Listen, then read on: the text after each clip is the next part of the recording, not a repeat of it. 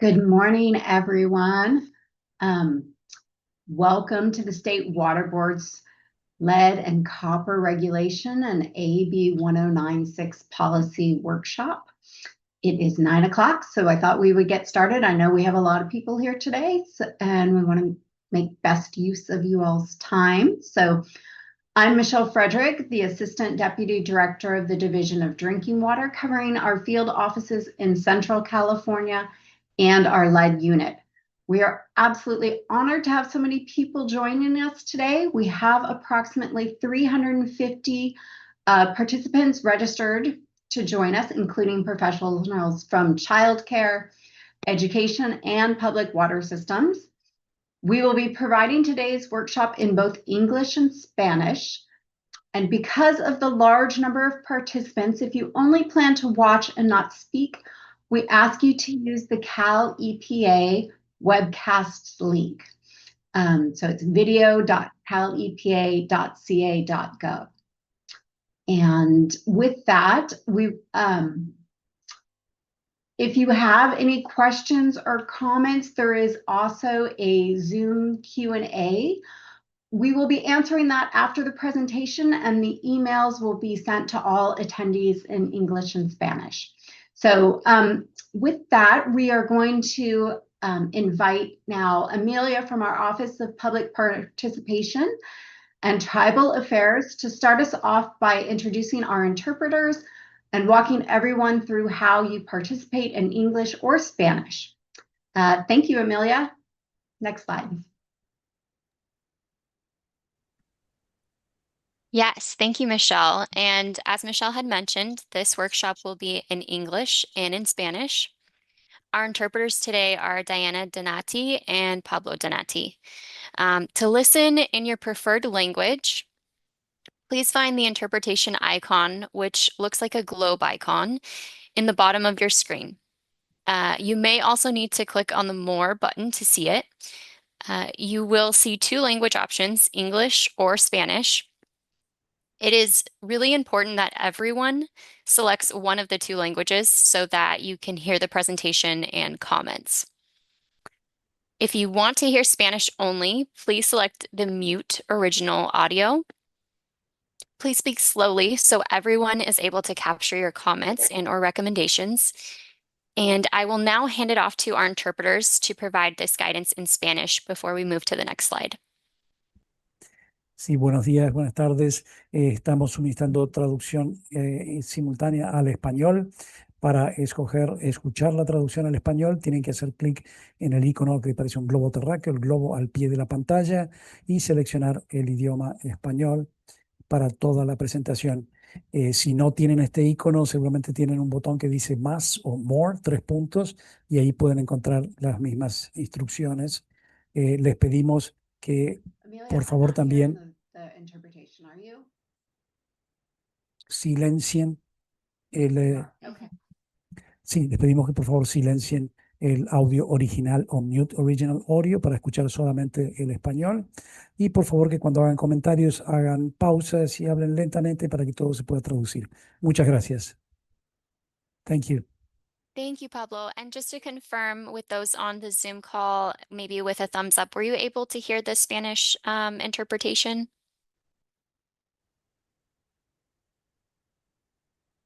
Okay, I think we can move to the next slide.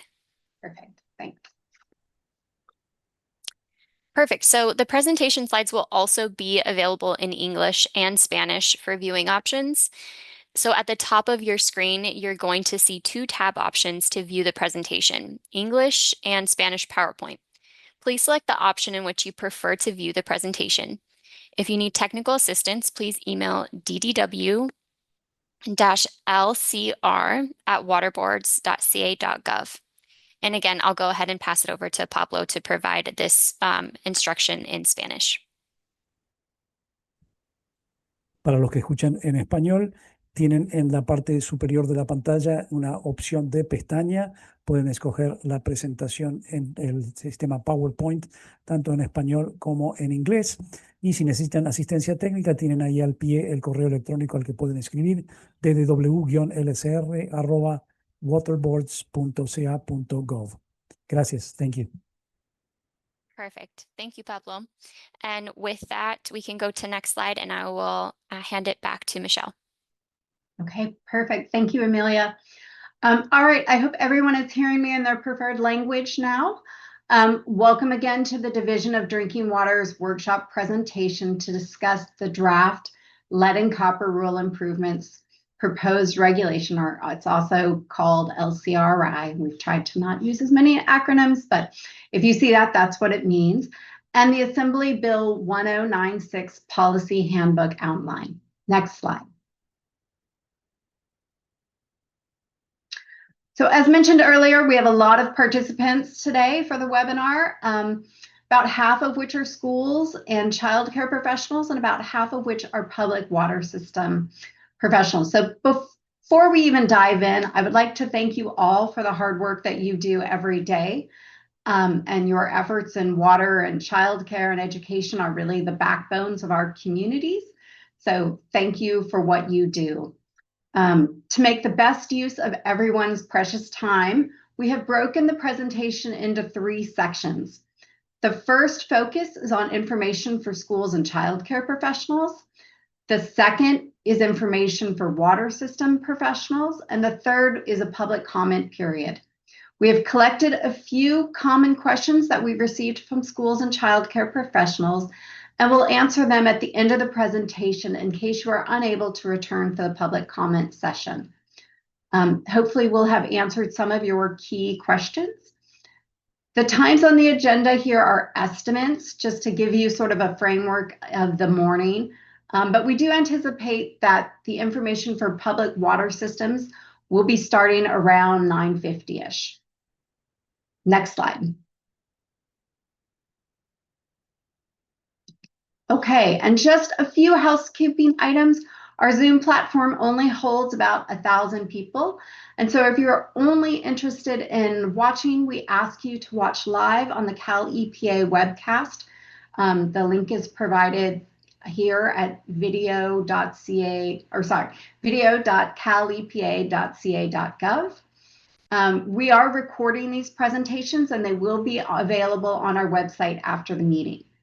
You can put questions and comments in the Q&A function of Zoom, but given the large number of people, we won't be answering them live, but we will send out a summary of the questions and answers to the registrants after the meeting.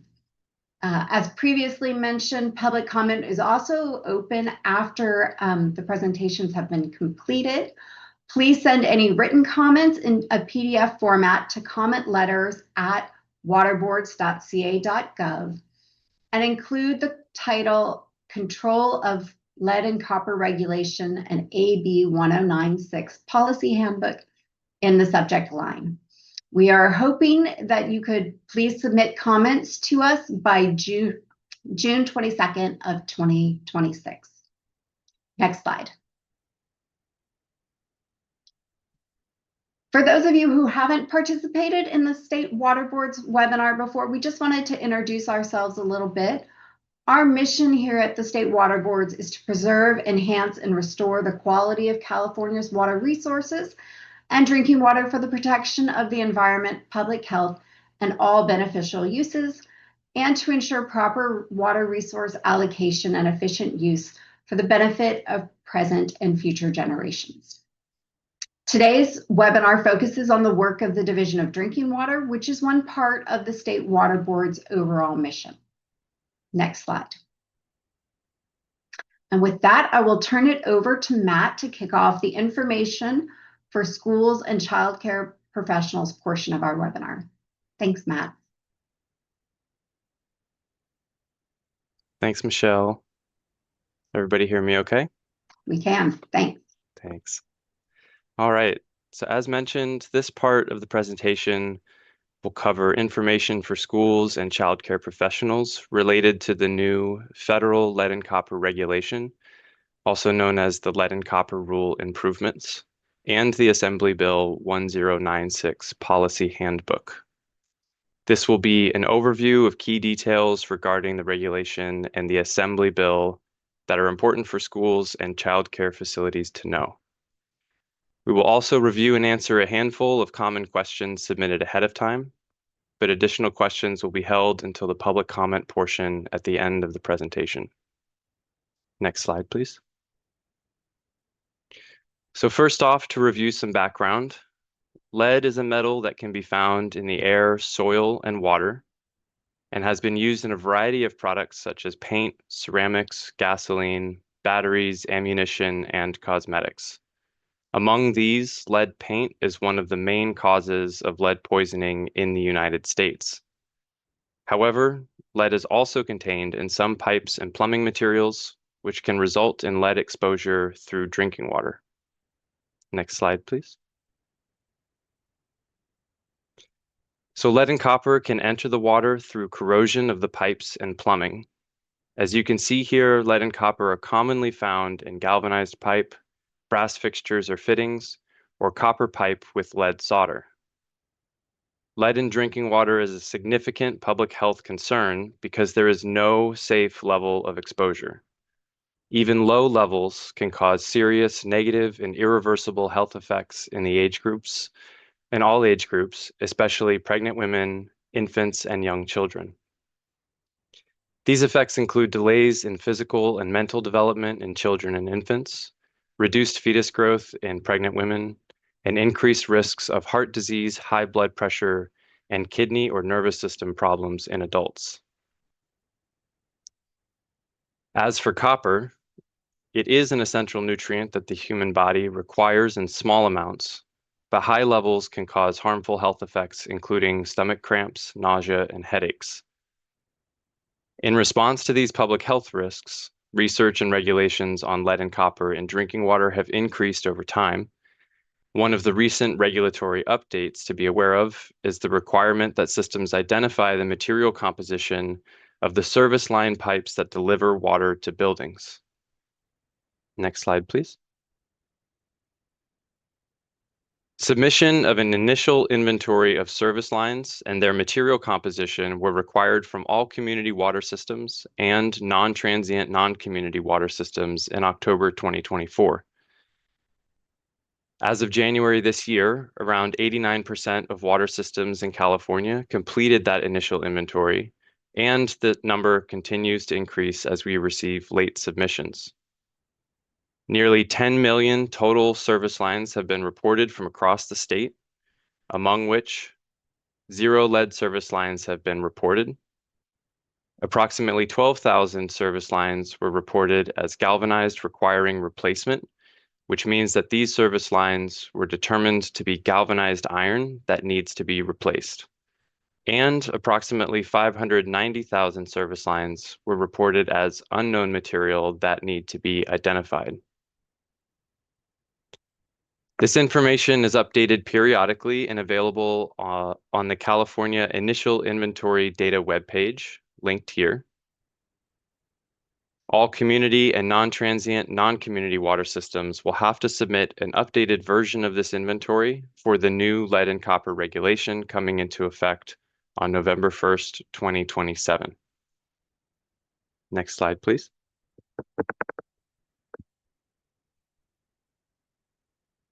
In addition to recently updated federal regulations, California has already required lead sampling in schools and childcare facilities through several laws and regulations.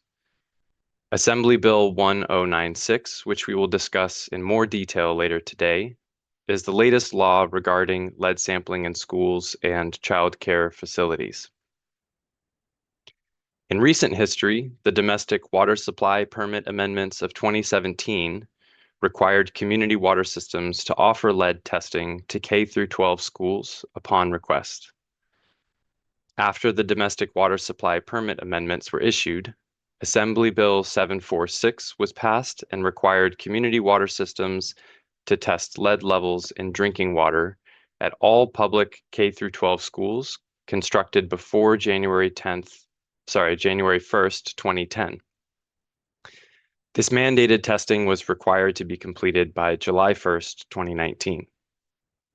If lead levels exceeded 15 parts per billion, schools were required to notify parents, shut down affected fountains or faucets, and provide alternative drinking water. Note that school sampling done under the permit amendments or Assembly Bill 746 of 2017 are not eligible for a waiver under the upcoming lead and copper regulation because samples were collected prior to January 1st, 2021. Next slide, please.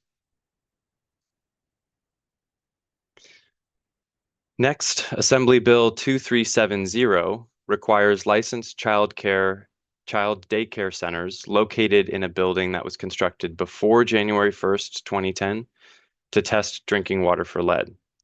The first sampling was required to occur between January 1st, 2020 and January 1st, 2023. Sampling is then required every 5 years after that initial testing. As defined in the Health and Safety Code, section 1596.76, daycare center means a child daycare facility other than a family daycare home. It includes infant centers, preschools, extended daycare facilities, and school-aged child care centers, as well as child care centers licensed pursuant to Health and Safety Code section 1596.951. However, this sampling excluded child care provided in the caregiver's own home, also known as family daycare home. The bill requires the State Water Board to make these results public via the State Water Board website. And the bill also requires follow-up actions if a sample exceeds 5 parts per billion. Some example actions include replacing the fixture or removing the fixture as a source of drinking or cooking water. Next slide, please.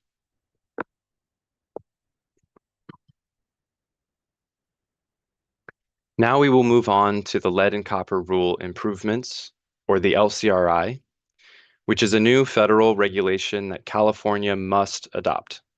It builds on the existing lead and copper rule regulation that has been in place since 1991. The lead and copper rule improvements was finalized by the U.S. Environmental Protection Agency on October 8th, 2024, and it becomes effective November 1st, 2027.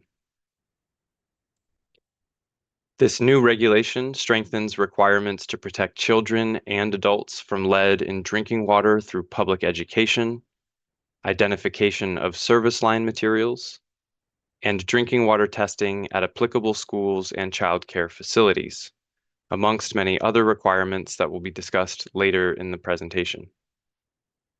Next slide, please. The State Water Board proposes to adopt the federal lead and copper rule improvements into the California Code of Regulations through the rulemaking process pursuant to California Health and Safety Code section 116365.03. This allows the requirements of a regulation officially enacted pursuant to the Federal Safe Drinking Water Act to be adopted as an emergency regulation.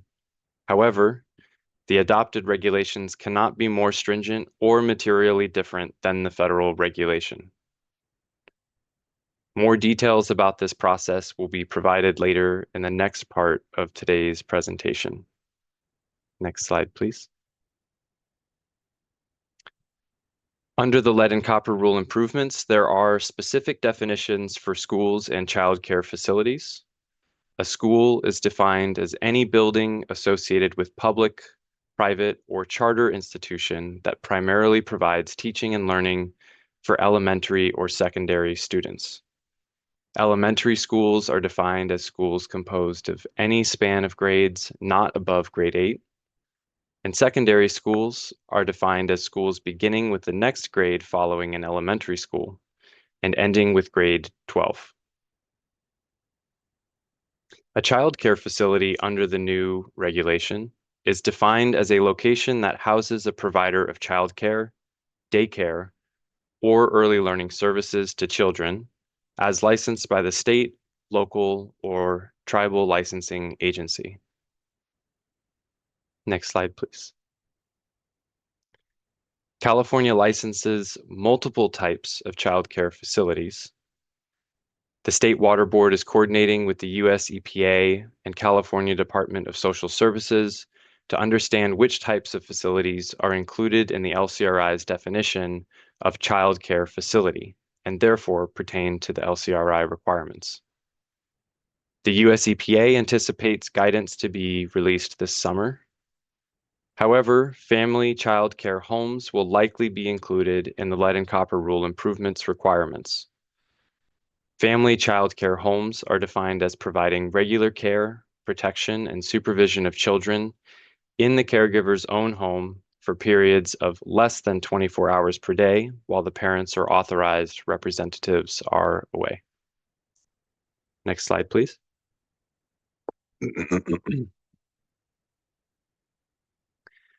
The lead and copper rule improvements require lead sampling at schools and child care facilities served by a community water system that meet the criteria outlined here. Note that this is only relevant for community water systems and the applicable schools and child care facilities they serve. If your facility is a non-transient, non-community water system, it is already subject to the entirety of the lead and copper rule improvements, and you should attend the water system professionals portion of this presentation for more details. The schools and child care centers served by community water systems that are included are those that were constructed before January 1st, 2010, or those served by a lead galvanized requiring replacement or unknown service line. Otherwise, schools and child care facilities that were constructed or had full plumbing replacement on or after January 1st, 2010, and that are not served by a lead galvanized requiring replacement or unknown service line are not included. January 1st, 2010 is significant because it is the date that California's adoption of lead-free plumbing components from the Federal Safe Drinking Water Act became effective. More information on service line materials, such as what galvanized requiring replacement means, will be discussed later in this workshop. The purpose of these requirements is for systems to provide schools and child care facilities with test results and education on the risks of lead in their buildings, so that schools and child care facilities can consider taking voluntary actions in response. Next slide, please. So here we provide an overview of the requirements related to schools and child care facilities under the lead and copper rule improvements. From left to right, the table shows the LCRI requirement, then the responsibility of community water systems to meet the requirements, and then what schools and child care facilities can anticipate. First, community water systems are required to develop a list of schools and child care facilities served by that water system by the LCRI start date, November 1st, 2027. So schools and child care facilities can expect to be contacted by the water system to confirm service information by that date, November 1st, 2027. Next, community water systems are required to provide schools and child care facilities with information about the health risks from lead in drinking water and steps to reduce exposure. So schools and child care facilities can expect to receive annual educational materials and guidance on lead health risks and steps to reduce exposure. Community water systems are also required to notify schools and child care facilities that they are eligible to be sampled for lead by the water system and propose a schedule for sampling. Schools and child care facilities can expect notification of opportunities for lead sampling from the water system. There is the option to accept or decline lead sampling. And finally, community water systems must sample at least 20% of elementary schools and child care facilities annually from November 1st, 2027 through October 31st, 2032. After that, sampling is only available if the school or child care facility requests the sampling. Schools and childcare facilities can therefore expect to be sampled at least once between November 1st, 2027 and October 31st, 2032, unless sampling is declined. Next slide, please. In terms of the frequency of lead sampling, we just reviewed sampling at elementary schools in the prior slide, but want to note that secondary schools are sampled on request only. The required number of samples and locations is slightly different for schools versus childcare facilities. 5 samples are required at schools, 2 at drinking water fountains, 1 at a kitchen faucet used for food or drink preparation, 1 at a classroom faucet or other outlet used for drinking, and 1 at a nurse's office faucet as available. In contrast, 2 samples are required at childcare facilities, including 1 at a drinking water fountain, as well as 1 at a kitchen faucet used for food or drink preparation, or at a classroom faucet or other outlet used for drinking. Note that if any school or childcare facility has fewer than the required number of outlets, the community water system must collect samples at all outlets used to provide water for human consumption. The protocol for the lead sampling includes collection of 250 milliliter first draw samples from a cold water tap after an 8 to 18 hour stagnation period. And the water system must send the lead sample results to the facility, to local and state health departments, and to the state no later than 30 days after receipt. If elevated lead levels are found, facilities can take corrective actions, such as replacing fixtures like faucets. So within the first 5 years following November 1st, 2027, all elementary schools and childcare facilities identified by the water system must either have been sampled once, have declined to participate, or have been determined to be non-responsive. An elementary school or childcare facility may be considered non-responsive after the water system makes at least 2 separate outreach attempts to contact the facility to schedule sampling and does not receive a response on either attempt. Also note that a water system is not required to sample any facility more than once in a 5-year period. Next slide, please. So the State Water Board is developing a tool for public water systems that identifies schools and childcare facilities within the water system service area. The results are downloadable and will need to be confirmed by the water system. Family childcare homes are not included because their addresses are confidential. Division of Drinking Water and Department of Social Services are developing a process to provide the necessary information to community water systems while protecting that confidentiality. Next slide. California Assembly Bill 1096 was passed in 2025. The bill added Section 116277 to the California Health and Safety Code, which strengthens public transparency of lead sampling efforts in schools and childcare facilities conducted under the new Lead and Copper Rule Improvements Regulation. This bill builds on the new Lead and Copper Rule requirements by ensuring lead sampling information collected by community water systems, including test results, as well as which systems declined sampling and their reasons for doing so, be made publicly available on the State Water Board's website.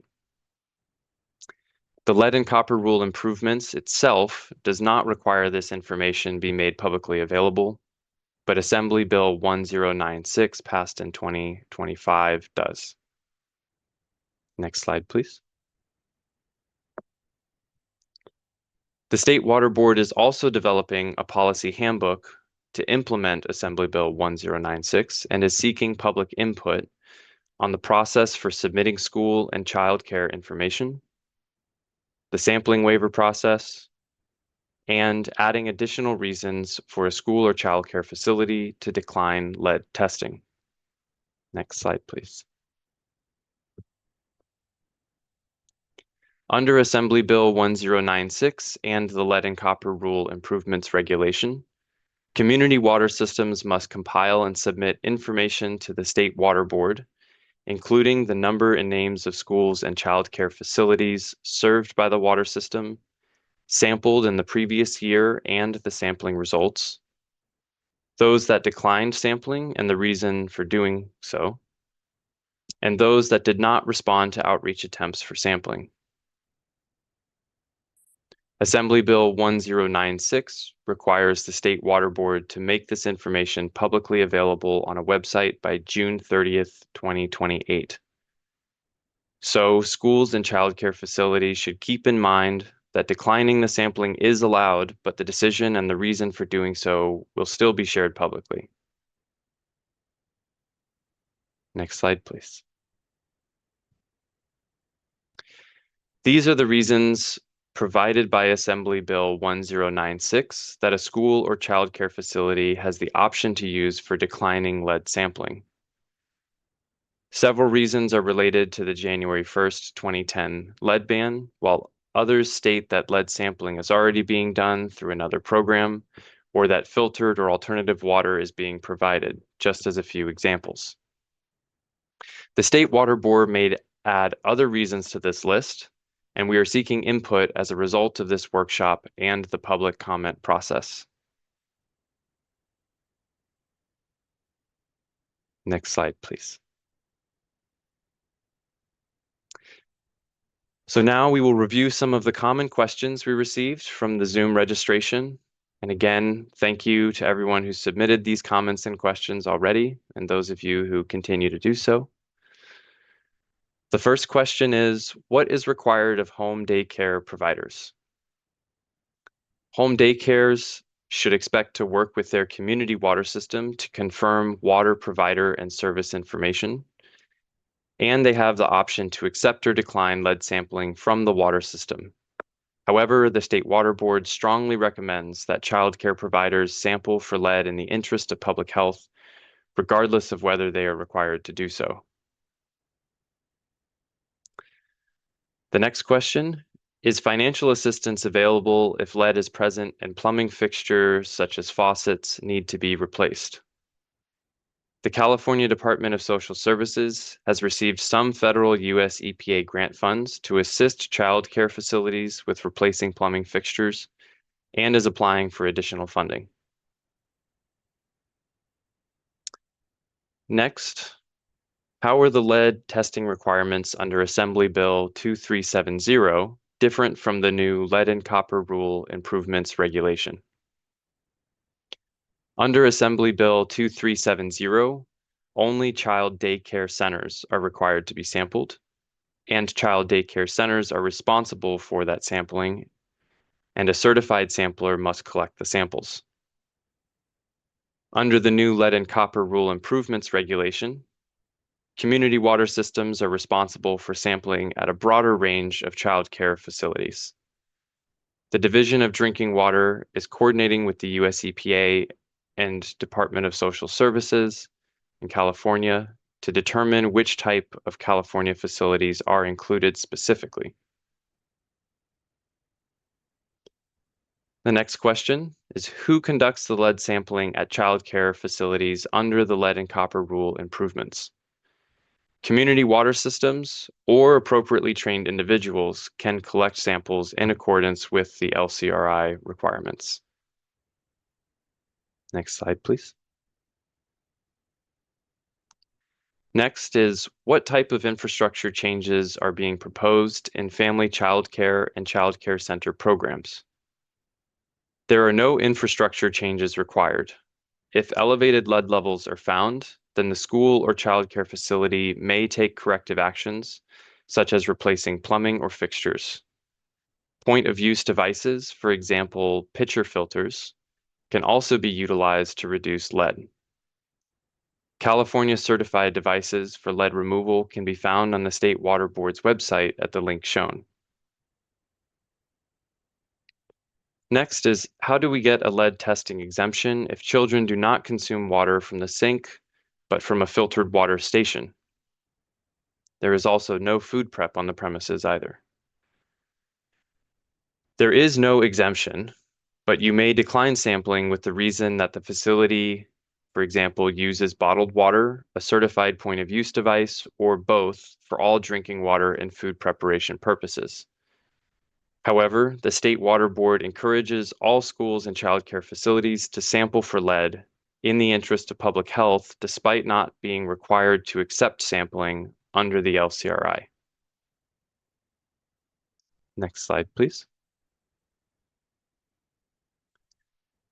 Next is, during renovation of a facility, when is it most appropriate to have testing done? Before construction, after construction, or both? The rule does not require a certain time period based on renovations. As a matter of public health, if there is any chance that the pipes contain lead, for example, pre-2010 infrastructure with pipes, solder, or fixtures containing lead, it is recommended to sample before and after construction. Also, during construction, lead products can be released in the disturbance of pipes. So on a case-by-case basis, it may be appropriate to use pitcher filters that remove any lead during construction, or if there are elevated lead levels from initial sampling. And finally, the last of these questions for now. I'm on a well and have a company come out and do maintenance every year. Do I need to check for lead? Based on the question, we're assuming that you are not a customer of a community water system and therefore would not be required to sample under the lead and copper rule improvements regulation. However, sampling may still be required every 5 years under Assembly Bill 2370, depending on the type of child care facility. Regardless, as mentioned before, in the interest of public health, the State Water Board strongly encourages all schools and child care facilities to have the water tested from fixtures where water is used for human consumption, even if it is not required to do so by law or regulation. If, however, the school or child care facility is itself a regulated, non-transient, non-community water system, then of course tap sampling is required by the LCRI. Next slide, please. So this concludes the portion of the presentation with information for schools and childcare professionals. We hope that you'll stay for the rest of the presentation to hear about how State Water Board staff propose to adopt the federal lead and copper rule improvements into California regulations. As for next steps, we'd like to remind you to please submit public comments or questions. You can do so by returning to this workshop at 11:30 today for the public comment session. You may also submit written comments by June 22nd, as Michelle mentioned. And we're especially interested to have your input on any additional reasons for declining sampling and on feedback on the lead and copper rule improvements regulation adoption or Assembly Bill 1096 policy handbook. To recap, your water system will be reaching out to your facility to confirm your water provider and service information by November 1st, 2027. Also to provide lead health risk outreach and education on an annual basis, to notify you of opportunities for lead sampling, confirm if you accept or decline that sampling, and ask for a reason if you decline, and to propose a sampling schedule if applicable.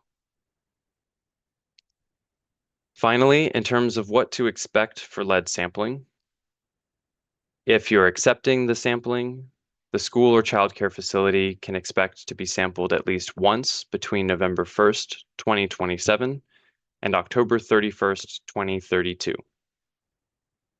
If declining the sampling, the school or childcare facility has the opportunity to provide the reason for declining testing under Assembly Bill 1096. But either way, remember that the lead sampling results or the reason for declining the sampling will be publicly available on the State Water Board's website starting in 2028. Next slide, please. We also want to let you know that there will be additional lead and copper rule improvements, training and guidance for water systems at a later point. The US EPA is scheduled to release implementation guidance for the LCRI this summer. And this workshop is to get input on the State Water Board's approach to adopting the federally mandated lead and copper rule improvements regulation.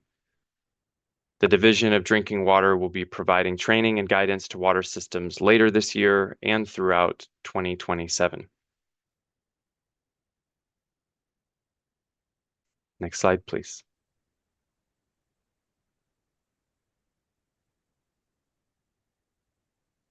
Thank you, Matt. We appreciate that. Make sure everybody can hear me. We're running a little bit early, so I thought that we would take a few of the questions that we got in the chat. We probably won't get to all of them, but for the ones that we could, we thought we would go ahead and do that. So the first question that I had that I thought I would share with you is, does the lead and copper rule improvements and AB 1096 requirements apply to licensed family childcare homes, parentheses, in-home daycare providers, or only to childcare centers and schools? If family childcare homes are included, when will compliance be required? So we are anticipating that family childcare homes are likely included. We are waiting for the US EPA to provide us some more guidance on that.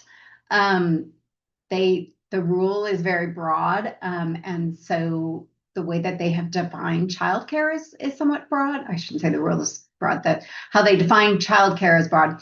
And so this summer, they're supposed to be providing us guidance on the rule as a whole, and that will let us know whether or not family childcare homes are included. But if they are, and to be honest, we're assuming they are, which is part of the reason you have been invited, if you are a family childcare home through the Department of Social Services, is what will happen is you'll receive outreach from your water system and coordinating sometime between November 1st, 2027 and 2032 to collect a sample. So I hope that helps answer the question. That was in the slides, but sometimes it's just nice to hear questions again. Will a copy of this presentation be provided? And yes, it will. We are going to make this available on our LCI webpage. So you can watch it again or share it with people, other folks that might be interested, other childcare providers or educators. Let's scroll down a little bit more and see if there are any more I can answer here. Let's see.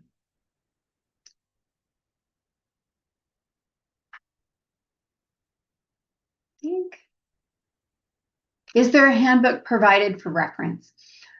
We have created a handbook for what's called the AB 1096.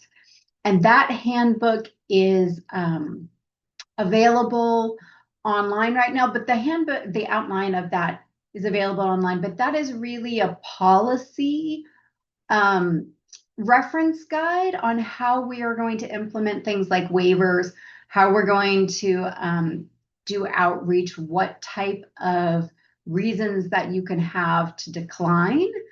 It is not a handbook in terms of like an FAQ or a facts sheet on what needs to be done and things like that. There will be more opportunities for guidance and training and things like that as we go forward. This is us sort of at the early stage reaching out to you to get your input. And so I hope I answered your question on that. And so there's another question here. What happens if 20% of the child care facilities do not comply with testing? So that's really a water system question, because they will have to say, we did outreach to this 20%, you know, and they declined, or various information like that. There is more detail in that in the second part of our discussion today. So if you are a public water system, I would encourage you to attend that portion. And then I had a couple of questions about financing. It says, quote, childcare may accept water sampling. Who pays for that service? And that's always a question. You know, this is a federal regulation, and so we're not determining how this sampling is paid for. We have to adopt it in order to keep in compliance with the federal US EPA. But there are various ways that public water systems may charge or spread that across their, you know, charge individually or spread that across. There'll be more guidance coming out potentially from EPA on this question too. But generally, there are so many different governance types of public water systems that you'll have to talk specifically to your water system about what the cost may or may not be. Anything? Let me see if I can scroll down and find any more questions. If we only have one area of water sampling, quote, our kitchen faucets for drinking water, we use bottled water. What if I only have one area of water sampling? You know, I'm gonna take that one for afterwards. You know, to talk about whether or not I'm not sure. To be honest, I'm not sure I fully understand the question. So maybe we'll get back to you and clarify that a little bit, and answer that in the Q&A afterwards. If a child care, this is a interesting question. If the child care facility is on an elementary school campus, which sampling requirement will be required to be followed? And, you know, I'm thinking that that will probably come through our guidance from EPA. It's actually a question I will include for them. I would imagine that the elementary schools, because you're taking more samples, that's what would be appropriate. But I will actually ask EPA to provide clarity if they can on their guidance. So, and then I think we're getting about time. So I'm going to pass it back over now to Michelle De La Cruz. Michelle is going to start us off on information for water system professionals. So thank you all for your participation. If you have questions that were not answered, please come back at 11:30 and we will try and work through some more of those questions. So thank you. All right. Thank you, Michelle.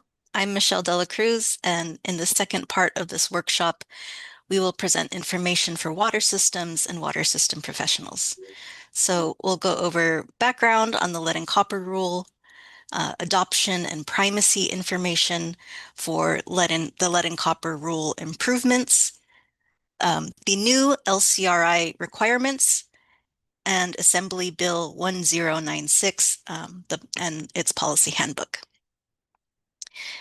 And then a quick note that some slides and information may be repeated from earlier. So bear with us if you attended the first part of the workshop and are still with us. Next slide, please. So let's start with some background and the history and purpose of the lead and copper rule and how it is currently implemented and enforced. Next slide, please. So lead and copper are materials that can occur naturally in the air, soil, and water, and have been used in a variety of products such as paint, gasoline, pipes and plumbing materials, solders, and more. Pipes and plumbing materials containing these metals can wear down with certain water chemistry and results in the corrosion and release of lead and copper particles into drinking water. Exposure through drinking water primarily occurs with the presence of lead service lines or connectors, certain galvanized pipe, brass fixtures or fittings, and copper pipe with lead solder. Lead in drinking water is a significant public health concern because there is no safe level of exposure. Even low levels can cause serious and irreversible health effects in all age groups, especially pregnant women, infants, and young children.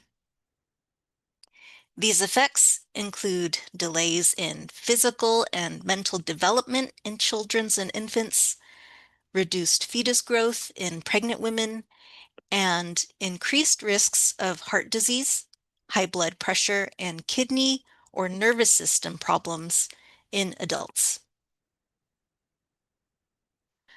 Although copper is an essential nutrient that people need in small amounts, exposure to elevated levels can cause harmful health effects, including stomach cramps, nausea, and headaches.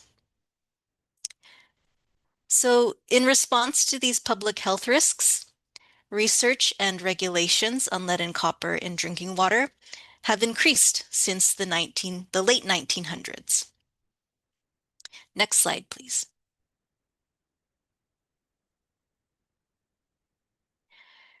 So in 1985, California banned lead solder and pipes in public water systems. This was followed by the 1986 amendments to this Federal Safe Drinking Water Act, which banned lead pipes, solder, and flux in public water systems nationwide. In 1991, the US EPA established the Lead and Copper Rule, or LCR, to protect public health by reducing lead and copper levels in drinking water.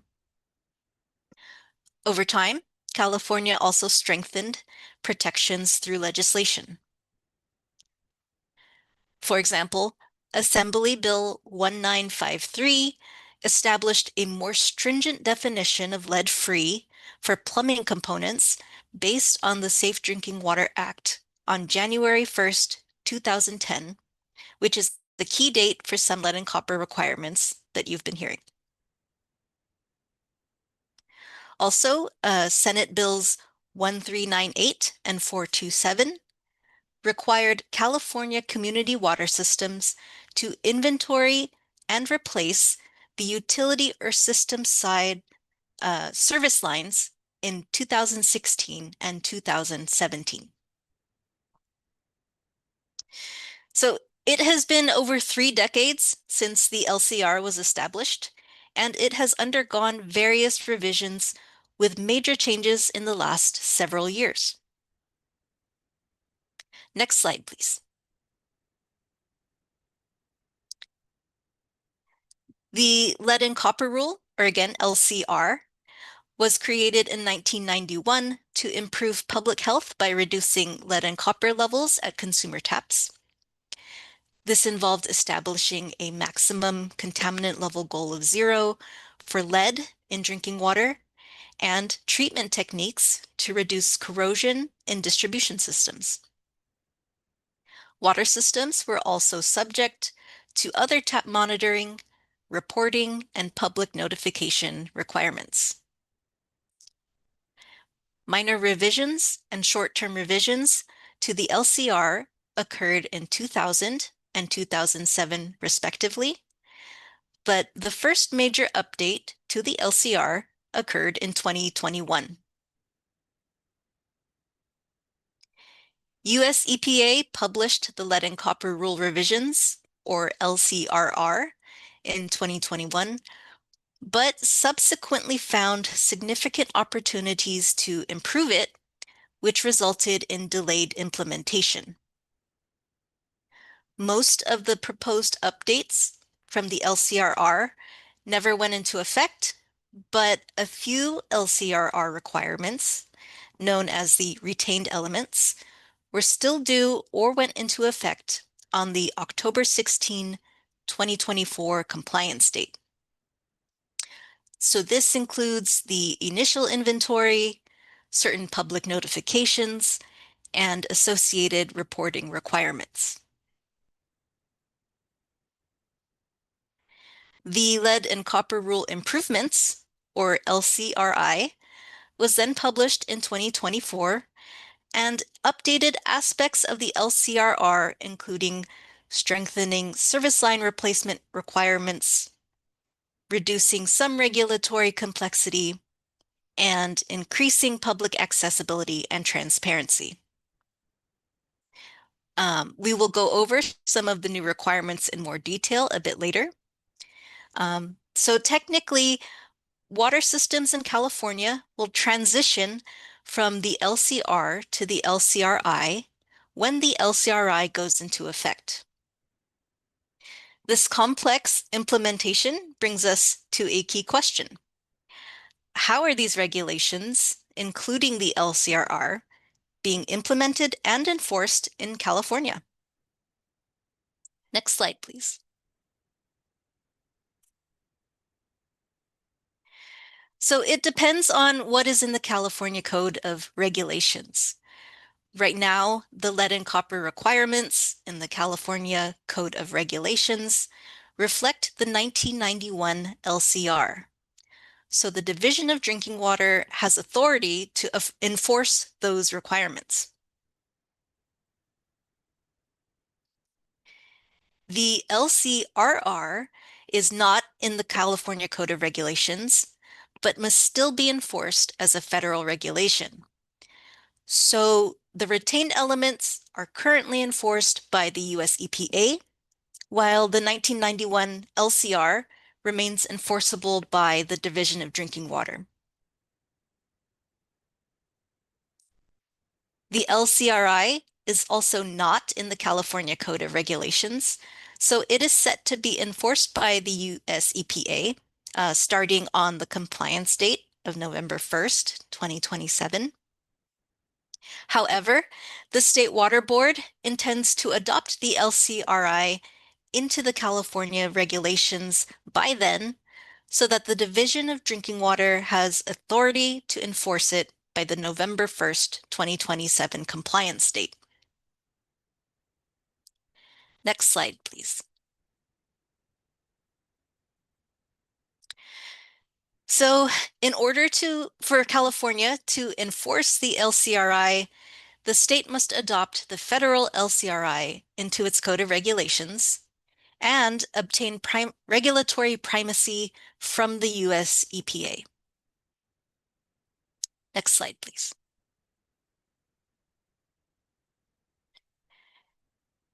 Primacy refers to the primary enforcement responsibility, and in this case, it is the authority granted by the US EPA to states, tribes, and territories to implement and enforce the LCRI.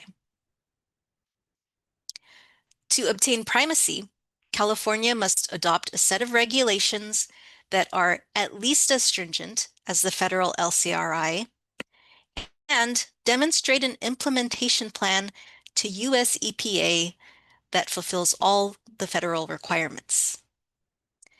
The State Water Board will be coordinating with the US EPA to verify that all regulatory changes in the adopted regulations meet the federal requirements for primacy. Next slide, please.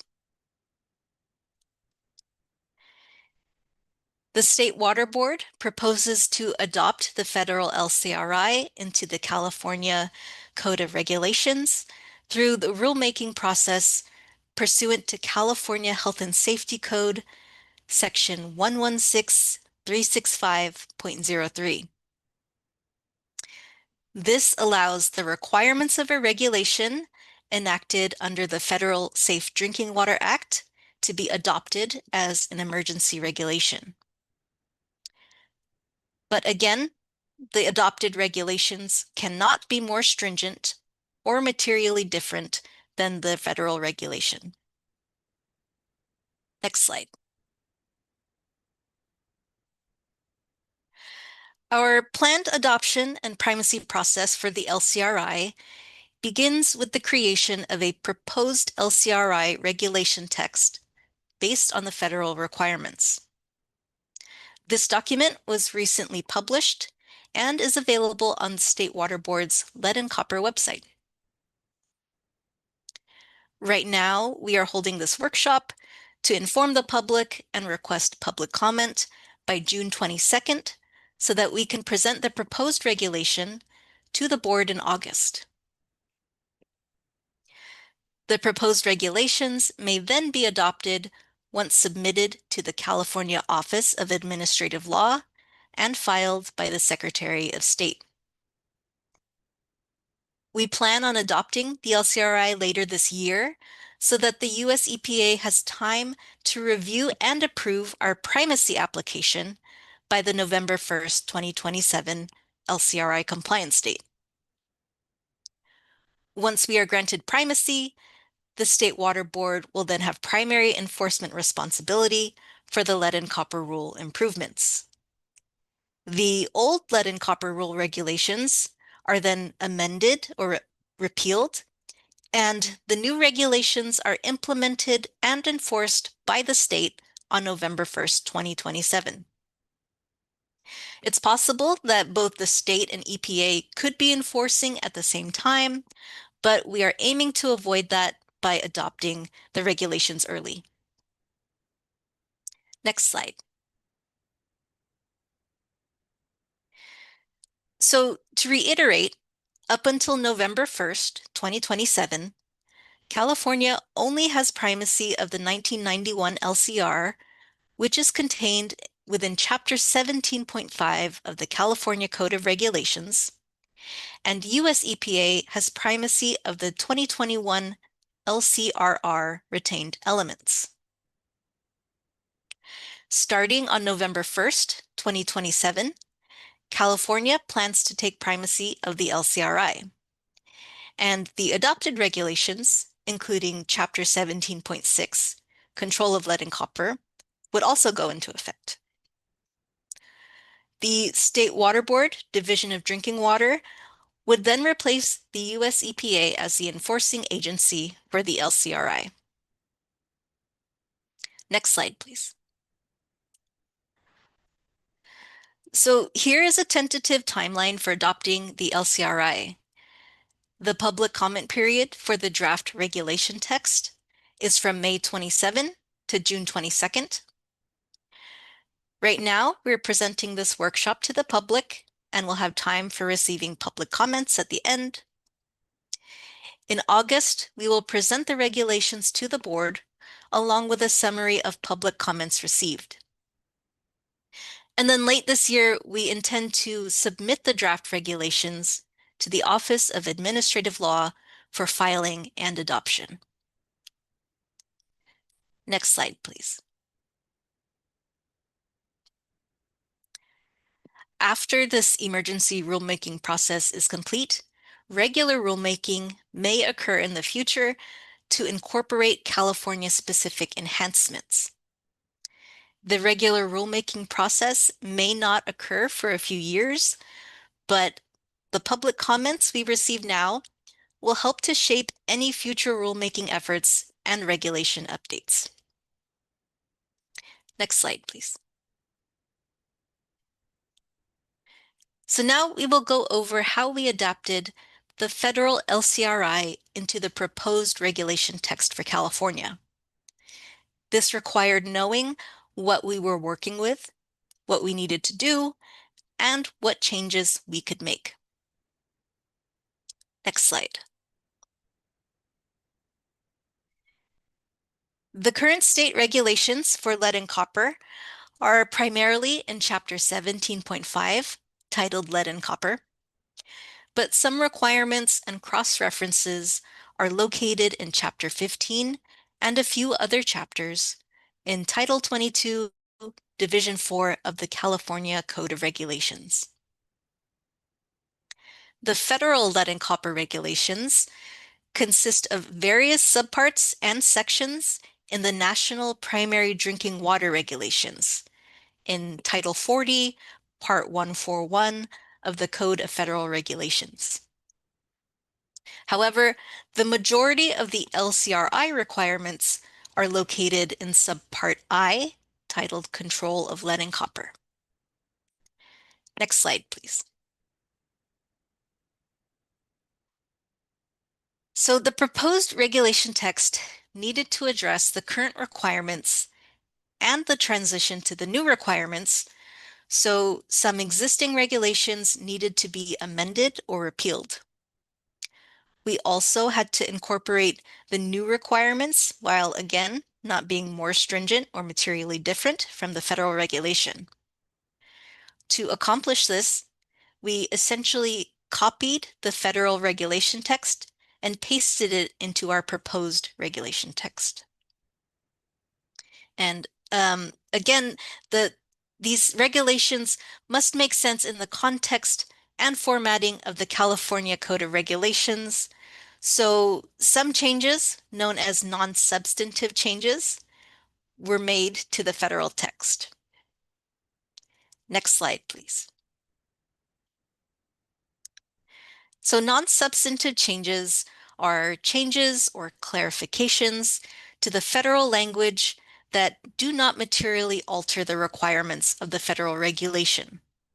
This includes renumbering, reordering, or relocating regulations, any changes to syntax, cross-references, grammar, and punctuation, addressing provisions that are not applicable, and exercising state discretion.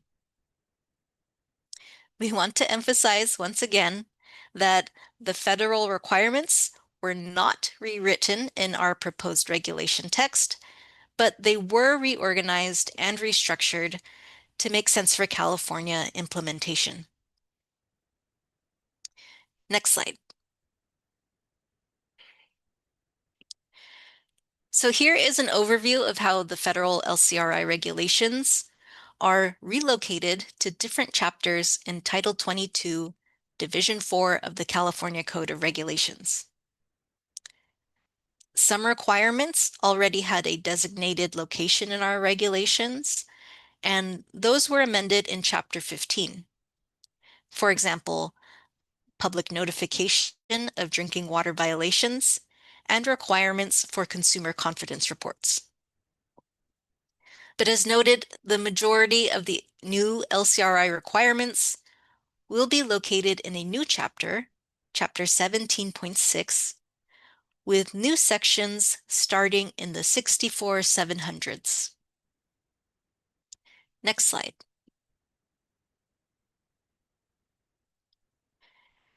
Chapter 17.6 will have the same title as Subpart I in the federal text, which is Control of Lead and Copper.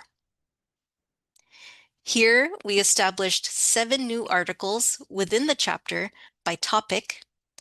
We reordered the federal LCRI sections into those articles, and we renumbered the sections into the state regulation format while keeping the same section titles from the regulation or from the federal regulation text.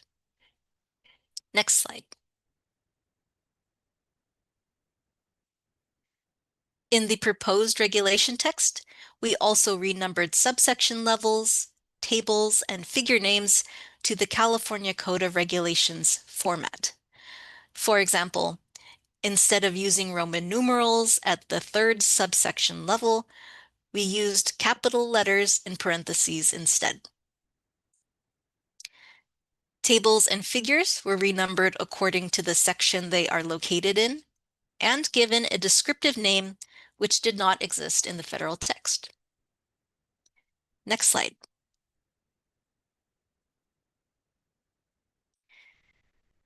So some non-substantive changes were made for context and clarity. For example, a compliance date in the federal text might be phrased as the compliance date in section 141.80A3. So for clarity, we inserted the actual date stated in 141.80 LCRI.80A3, which is November 1st, 2027. Some dates had to be calculated. So another example would be inserting the date December 31st, 2034. Instead of saying December 31st, following 7 years after the compliance date in 141.80A3, as quoted in the federal text. The federal LCRI also included provisions that would not be applicable, which we omitted from our regulation text, such as the interim requirements for the LCRR retained elements, which would no longer apply once the LCRI is adopted. Some provisions also described EPA regulation of the state rather than of water systems, so those provisions were not included in the proposed text. And then in areas where we could exercise state discretion, we specified state decisions and California-specific information. For example, we inserted the California-specific 1986 lead ban and the 2010 California adoption date for lead-free standards, where the federal text can defer to state-specific regulations. States also had discretion on whether to include small system compliance flexibility options for the LCRI, and we allowed that option in our proposed regulation in accordance with Health and Safety Code 116380. Next slide, please. To summarize the proposed California LCRI regulation text, most of the new LCRI requirements were added in the new Chapter 17.6, while the public notice rule and consumer confidence report requirements were amended to the existing sections in Chapter 15. The old lead and copper chapter, Chapter 17.5, has a new section that specifies the repeal date for that chapter and the effective date for Chapter 17.6. And then any other sections that reference Chapter 17.5 were also updated to reference the new Chapter 17.6 as well. So I went over a few examples of the non-substantive changes that we made, going from the federal language to the state language, but a complete list of those changes is available in the proposed California LCRI Summary of Changes document, which is available on the Division of Drinking Water Lead and Copper website linked here. Next slide.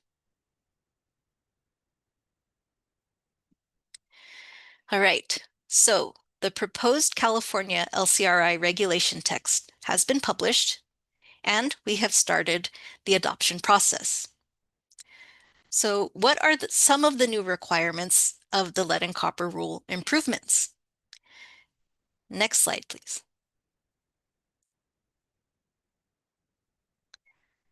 This workshop will have a high-level overview of these 6 topics, but more thorough trainings will be provided later this year and next year. And LCRI guidance from the US EPA should be available soon this summer, which will have more information. I'll start off with requirements for the service line inventory and replacement, then go into tap sampling and corrosion control, and then public education and notification. And then Wes Sterringer-Cisneros will continue with lead sampling in schools and childcare facilities, and then how that ties into Assembly Bill 1096 and the associated policy handbook. Next slide.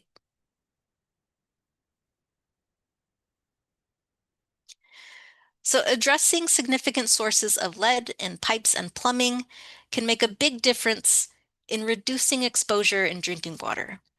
So a key requirement is for systems to conduct a service line inventory. Next slide. As a refresher, a service line is the pipe connecting the water main or water source to the interior plumbing in a building, which may be owned by the water system customer, or by both parties. In the inventory, the material of each portion must be identified, if applicable, but each entire service line must be given a single material classification. Next slide. A connector, also known as a gooseneck or pigtail, is a short section of pipe that can be bent and used for connections between service piping. Connectors are often located between the water main and the service line, but they can also occur elsewhere or not be present at all. Next slide. So the baseline service line inventory in the LCRI builds on the initial inventory that community and non-transient, non-community water systems were required to do in 2024 as part of the LCRR retained elements. The baseline inventory is due on November 1st, 2027.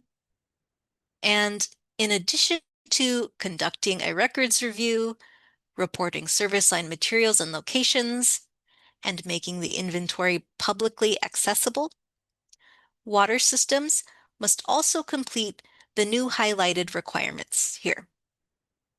So first, to ensure that service line and connectors are associated with a unique locational identifier or street address, if possible. Second, to report connector materials and locations. And third, to submit annual inventory updates beginning January 30, 2029, unless all lines and connectors in a system are non-lead. Next slide. Entire service lines must still be classified as either lead, galvanized requiring replacement, or GRR for short, lead status unknown, or non-lead. So lead means a pipe made of lead or lined with lead. Galvanized requiring replacement, or GRR, means a galvanized iron or steel pipe that is or was at any time downstream of a lead service line or is currently downstream of a lead status unknown service line. And for the purposes of the LCRI, a galvanized requiring replacement pipe is considered a potential lead service line. And then lead status unknown, or simply unknown, means the pipe material is not known to be lead, GRR, or non-lead. And non-lead means the pipe material is determined not to be lead or GRR through an evidence-based record, method, or technique. Connectors must also be included in the baseline inventory and classified as either lead, non-lead, unknown, or no connector present. Next slide.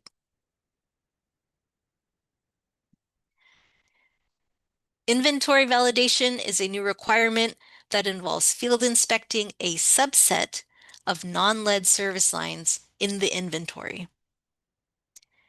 This helps confirm that the inventory is accurate and that certain methods, techniques, and sources of information are reliable for identifying service lines. For example, service lines based on records, pipe diameter, or statistical analysis may have a non-lead designation without physical or visual confirmation. So validation is the process of conducting that physical or visual confirmation to make sure that the method of material identification was correct in the inventory. Next slide.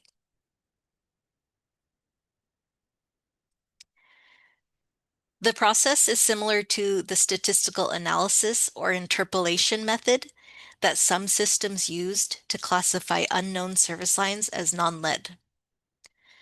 So first, a validation pool is established, which includes service lines that are non-lead based on records, pipe diameter, statistical methods, or where only one visual inspection was done. Based on the number of non-lead service lines in the validation pool, a certain minimum number of validations are required. Those validations must be conducted on a randomly selected subset of service lines in the validation pool. And a service line is considered validated once it has been visually inspected at 2 points.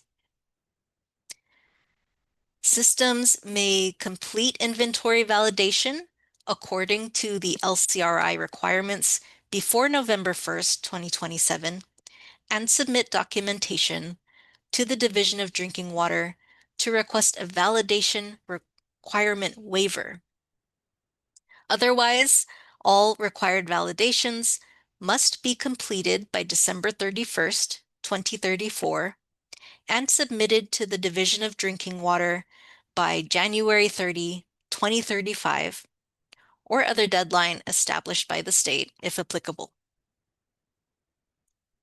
Next slide, please. So a complete and accurate inventory is foundational for addressing sources of lead in drinking water. And many LCRI requirements are based on the presence of certain service line materials. As we go over the other parts of the LCRI listed below, you'll see that a lot of requirements apply specifically to systems with lead, galvanized requiring replacement, or unknown service lines. In California, water systems should particularly note the requirements for systems with galvanized requiring replacement and unknown service lines based on the data from the initial service line inventory. Next slide. So as of January this year, around 89% of water systems completed the initial inventory, and that number is rising as we continue to receive late submissions. Of the nearly 10 million service lines inventoried across the state, no lead lines have been reported, 0. Approximately 12,000 lines were reported as galvanized requiring replacement, and approximately 590,000 lines were reported as unknown. This information is updated periodically and available on the statewide inventory data page linked here. This is also a good place to remind everyone that all community and non-transient non-community water systems will have to submit a baseline inventory on November 1st, 2027, even if their initial inventory contains all non-lead service lines. Next slide. So this brings us to the service line replacement program requirement of the LCRI. Next slide. The goal of this requirement is to remove or replace sources of lead in drinking water, which are identified in the inventory. So again, for systems that have lead, galvanized requiring replacement, or unknown service lines in their most recent service line inventory, the mandatory service line replacement program begins on November 1st, 2027. And within 10 years, all lead and GRR service lines under water system control must be replaced, and all unknown service lines must be identified. Next slide, please.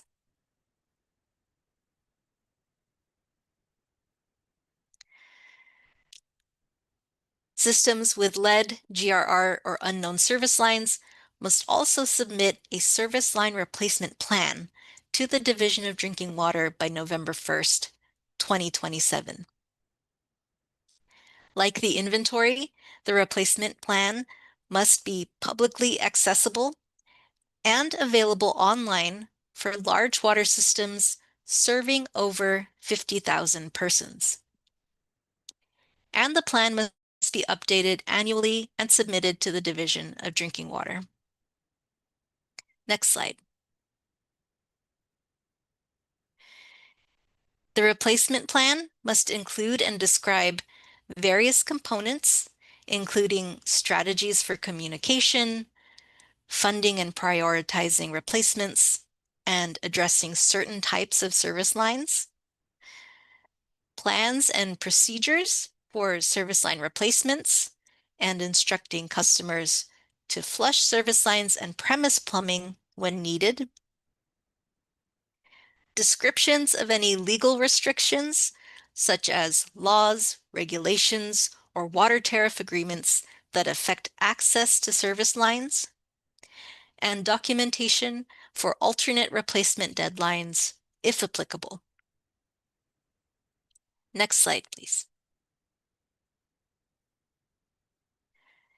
Water systems, subject to the mandatory service line replacement program, must also meet a cumulative annual replacement rate of 10%, replace lead connectors under their control when encountered, offer full replacement to new property owners within 6 months of ownership, document reasonable efforts to obtain property owner consent for replacements, if required, and conduct notification and risk mitigation measures following any replacements or disturbance of lead or galvanized requiring replacement service lines.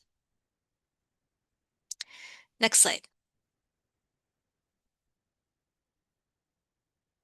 Okay, so next we'll switch gears and go over some of the LCRI requirements for lead and copper tap sampling. Next slide, please. Several changes have been made to lead and copper tap sampling under the LCRI. The lead action level will be reduced from 0.015 milligrams per liter, or 15 parts per billion, to 0.010 milligrams per liter, or 10 parts per billion, starting November 1st, 2027.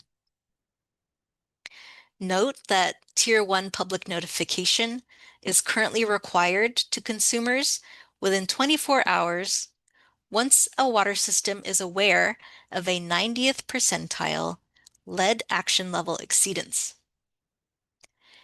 The US EPA has been enforcing Tier 1 notices for the exceedances of the 15 parts per billion lead action level since October 16, 2024. And the Division of Drinking Water will enforce this requirement for the new lower lead action level, 10 parts per billion, when we take primacy on November 1st, 2027. The copper action level has not changed and remains at 1.3 milligrams per liter. We also want to point out that reduced tap monitoring and some corrosion control requirements are based on thresholds that are lower than the LCRI action levels. Lastly, 90th percentile levels will be determined from samples in the highest priority tiers and only the highest sample from each site. Next slide.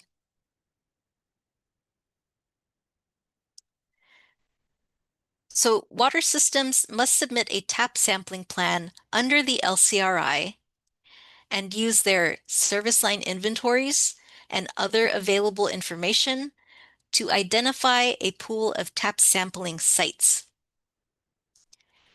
The tiering structure for sampling sites has changed somewhat, but sampling sites must still come from the highest tier available, starting at Tier 1. The plan must also include a list of all entry points and distribution system sampling locations for water quality parameters. Note that we are expecting to see few, if any, Tier 1 and 2 sites in tap sampling plans, since no lead service lines have been reported so far in the initial service line inventories for California. Next slide, please.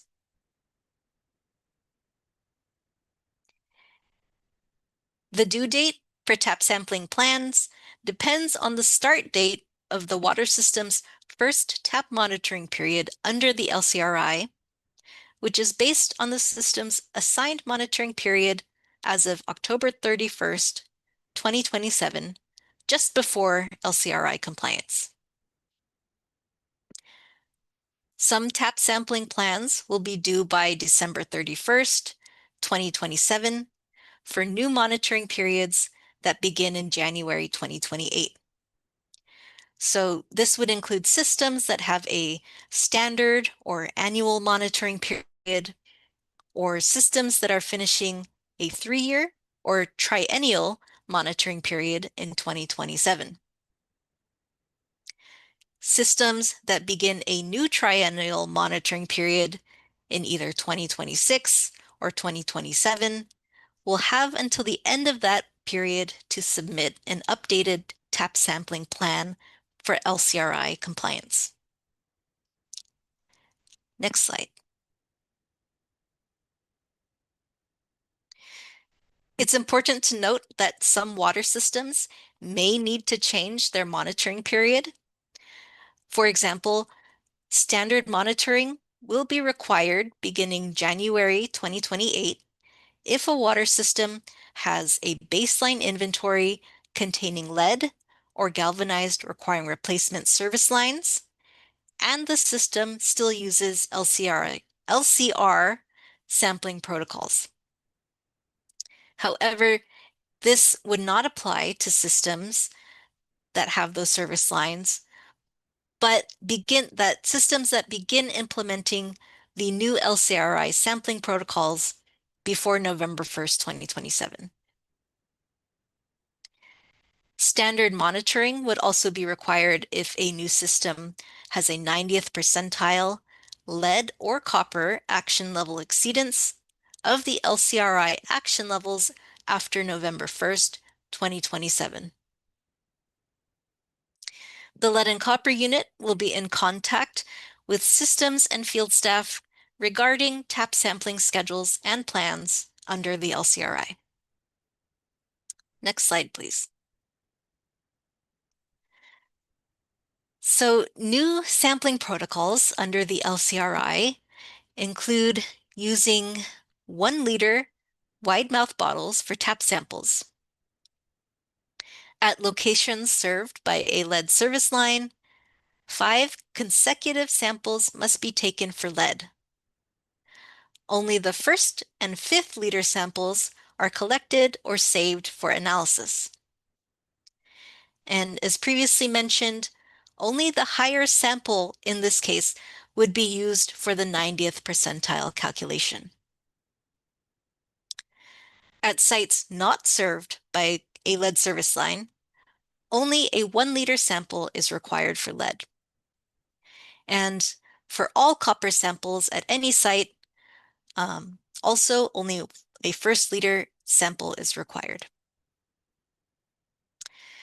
Another new protocol is that sampling instructions cannot direct the sample collector to remove or clear the aerator or flush taps prior to the stagnation period.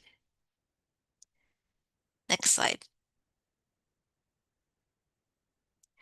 Other LCRI sampling protocols include location and stagnation time, So samples must be collected from an interior cold water tap, such as a kitchen or bathroom sink if available. And the water is to stagnate or stand motionless for at least 6 hours before being collected. In instances where sampling is requested by a customer or consumer, a different sampling protocol may be used. Next slide. Okay, so the next section covers updates to corrosion control treatment, or CCT, and its related regulations. Overall, CCT requirements are slightly more strict in the LCRI than in the LCR, but there's also some additional flexibility for select systems, as we will discuss. Next slide, please. The first major update is that 2 treatments that were considered acceptable corrosion control in the past are no longer approved. So calcium is no longer an approved CCT. Research has showed that calcium-related treatments do not directly impact corrosion control. In addition, polyphosphate, used by itself, is also not an approved CCT because polyphosphate is a sequestering agent and does not inhibit corrosion. The LCRI clarifies this by specifying orthophosphate as the only approved phosphate-based inhibitor for corrosion control.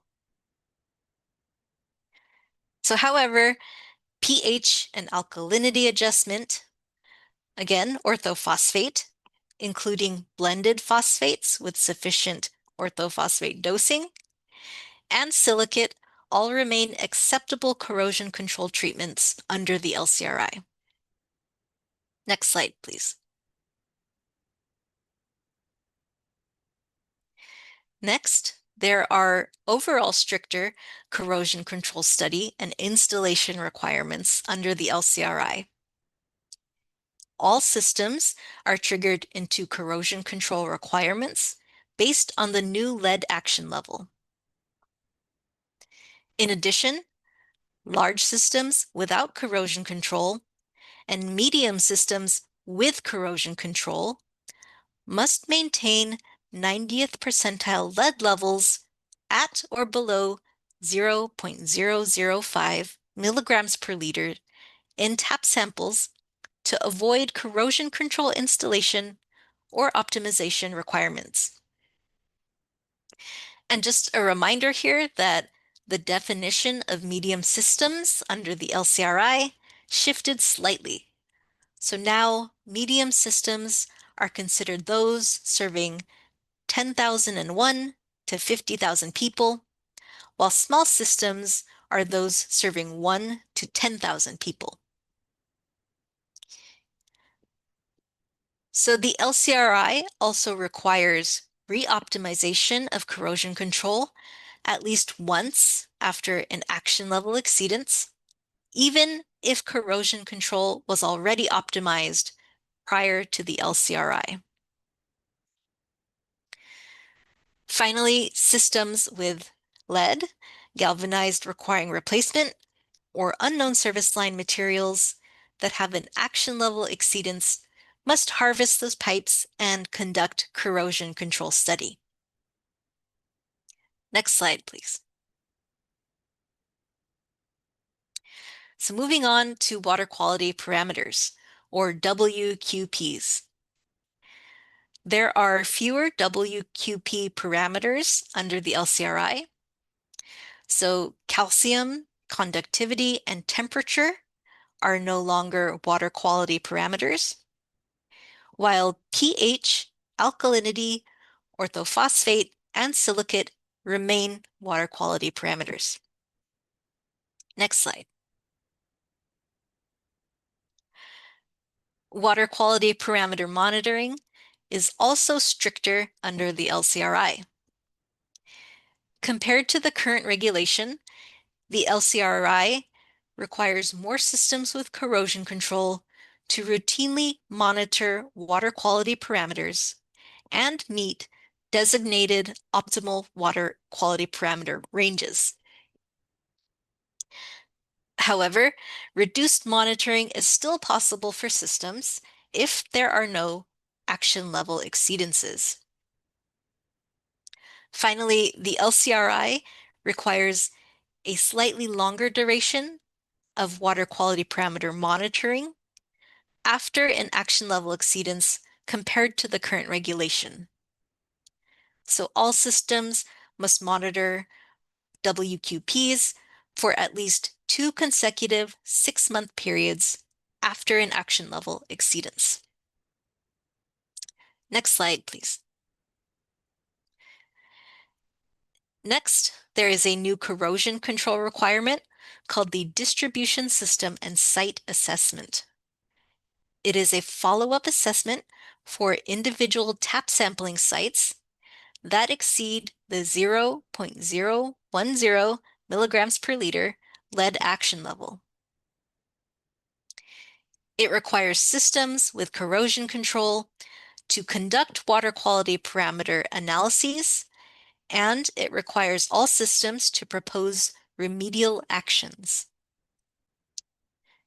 Examples of remedial actions can include localized adjustments, such as flushing, to reduce water age, as well as system-wide adjustments, such as modifying corrosion control treatment.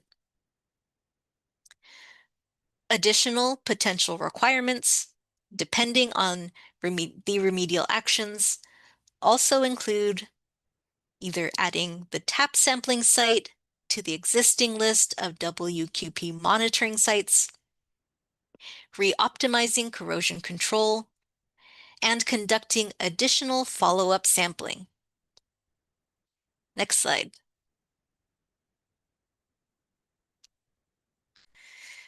So while the LCRI has stricter corrosion control requirements overall, there is also some additional flexibility for select systems. The LCRI allows any system to avoid corrosion control study, installation and optimization, or re-optimization by meeting consistently low lead and copper tap levels. In addition, a system with lead or galvanized requiring replacement service lines can defer corrosion control installation by replacing those lines within 5 years. However, this option does not apply to systems without lead or galvanized requiring replacement service lines. Lastly, community water systems serving 3,300 people or less, and non-transient, non-community water systems can implement alternative actions like replacing lead service lines or plumbing, or installing point-of-use filters. Next slide, please. So, and finally, since corrosion control requirements are more stringent under the LCRI, the Division of Drinking Water field staff will be working with some water systems to confirm existing corrosion control designations and documentation of optimal water quality parameters leading up to the LCRI compliance date, November 1st, 2027. This will include information about installed treatments, optimal corrosion control treatment designations, water quality parameter monitoring, and optimal water quality parameter designations. This will help to ensure that both systems and the Division of Drinking Water are clear on what LCRI regulatory steps are required or not based on triggers and existing corrosion control designations. Next slide, please. Okay, getting there. The next topic covers the public education and notification elements of the LCRI. Next slide, please. So to increase public accessibility and transparency, the LCRI has incorporated requirements for clearer and more proactive messaging about lead. The lead health effects language and steps consumers can take to reduce lead exposure has been updated. And translation requirements have been strengthened to improve accessibility for notice and education materials. Additionally, the tap sample results are to be provided to the consumer as soon as practicable, but no later than 3 business days of the water system receiving the results, even if it turns out to be 0 or non-detect. So this includes results from general lead and copper tap monitoring and results from consumer requested sampling, which I'll go over in a bit. Next slide.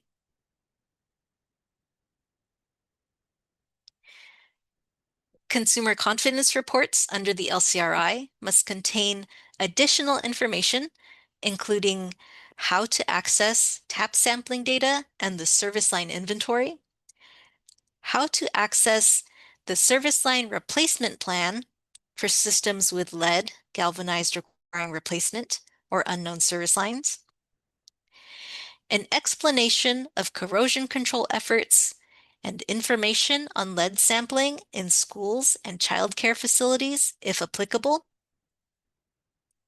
a statement about lead in drinking water and its effects on children, and the updated lead health effects language. Next slide, please.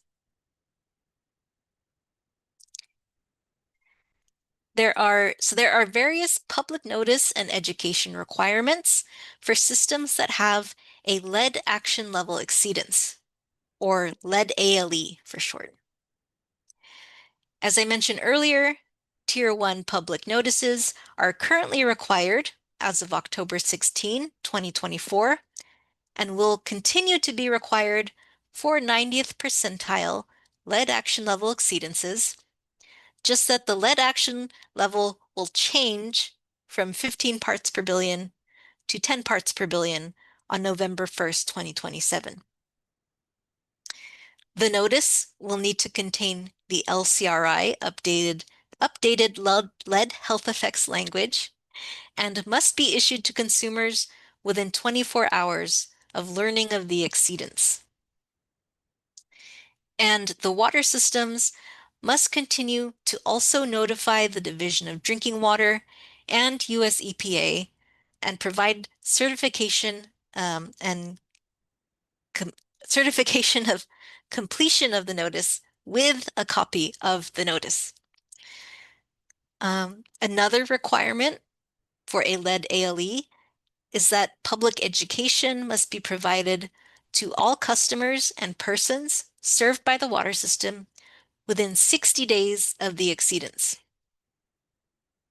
Next slide. Additionally, water systems must conduct tap sampling for lead upon request after a lead action level exceedance. So these samples must be 1st and 5th liter paired samples, and the results must be provided to the consumer within 3 days of the system receiving results from the lab. For multiple exceedances within a 5-year period, water systems will have to conduct additional public outreach and activities. And for systems, systems are also required to sample for lead and copper at each entry point to the distribution system that is representative of source waters following a lead action level exceedance. Next slide.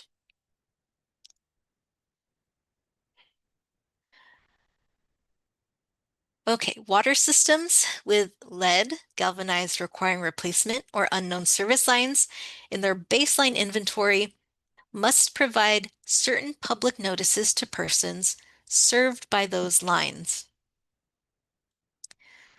So A service line material notice for known or potential lead lines must be provided to those persons within 30 days of completing the inventory, and this notice must be repeated annually until the service line is classified as non-lead. Other notices must be provided if the service line is physically disturbed due to other operations, or if the line will be replaced. For certain disturbances and replacements, the water system must provide a pitcher filter or a point of use device with a 6-month supply of filters that are ANSI certified to reduce lead. Note that these notices must be provided to consumers and customers of the service line.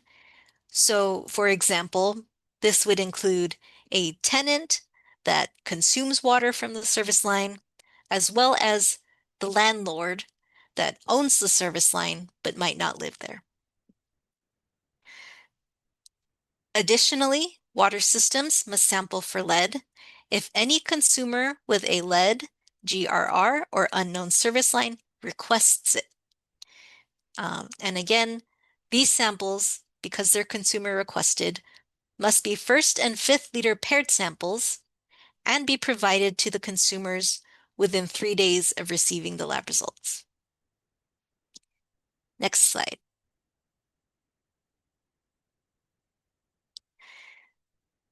So lastly, community water systems must provide public education materials to local and state health agencies for results for any distribution system and site assessments that were conducted. So this might include the location, sample and other monitoring results, and other actions that were taken. Systems must also provide service line replacement and outreach materials if they do not meet their annual replacement rate. And this information must be submitted annually by July 1st for actions conducted in the previous calendar year after the LCRI compliance date. Next slide, please. Okay, 2 more topics left. Now I will pass it on to Wes Steringer-Cisneros to discuss lead sampling at schools and childcare facilities, and then introduce the Assembly Bill 1096 Policy Handbook. Next slide, please. Okay, thank you, Michelle. Can you confirm that you're hearing me? Yes, Okay, sounds good. thanks. Okay, so some of this information in this section may be repeated from the first portion of the presentation, but I'm going to start with some definitions. So in the LCRI, a school is defined as any building associated with public, private, or charter institutions that primarily provides teaching and learning for elementary and secondary students. Elementary school is defined as a school classified as elementary by state and local practice and composed of any span of grades, including preschool, but not above grade 8. And secondary school is defined as a school comprising of any span of grades, beginning with the next grade following elementary school, usually 7th, 8th, or 9th, and ending with grade 12. Secondary schools include both junior and senior high schools and typically span grades 7 through 12. Okay, next slide, please. In the LCRI, child care facility is defined as a location that houses a provider of childcare, daycare, or early learning services to children, as licensed by the state, local, or tribal licensing agency. In California, a child care facility is defined as a facility which provides non-medical care to children under 18 years of age in need of personal services, supervision, or assistance essential for sustaining the activities of daily living or for the protection of the individual on a less than 24-hour basis. And childcare facility includes childcare centers and family childcare homes. So California licenses multiple types of childcare facilities, and the state board is currently working with the United States EPA and the California Department of Social Services to understand which types of childcare facilities will be included in required sampling. Next slide, please. So now we'll discuss the requirements for community water systems under the LCRI. And I want to make a distinction here. So there are schools and childcare centers that are non-transient, non-community, or NTNC, and are therefore subject to the entire LCRI and the lead and copper tap sampling requirements. This requirement to identify the schools and childcare facilities served by a water system only applies to community water systems. Okay. So by November 1st, 2027, community water systems must develop a list of schools and licensed childcare facilities that were constructed or did not have a full plumbing replacement before January 1st, 2010, or are served by a lead galvanized requiring replacement or unknown service line. And I think we mentioned it earlier, but I want to point out that California's date here differs from the LCRI in that we use 2010, January 1st, 2010, because that is when California adopted the lead-free definition in the Safe Drinking Water Act. So we differ from the LCRI because it says 2014. The list must be submitted to DDW by November 1st, 2027, and it will contain the schools and childcare centers that the water system will use for the rest of the requirements of this section. At least once every 5 years, community water systems must either certify that there are no changes to the list or submit a revised list to the state. If there are no schools or childcare facilities served by the water system, then the water system must submit certification stating that no schools or childcare facilities are served by the compliance date, November 1st, 2027, and recertify that annually by January 30th, starting in 2029. Okay, next slide, please.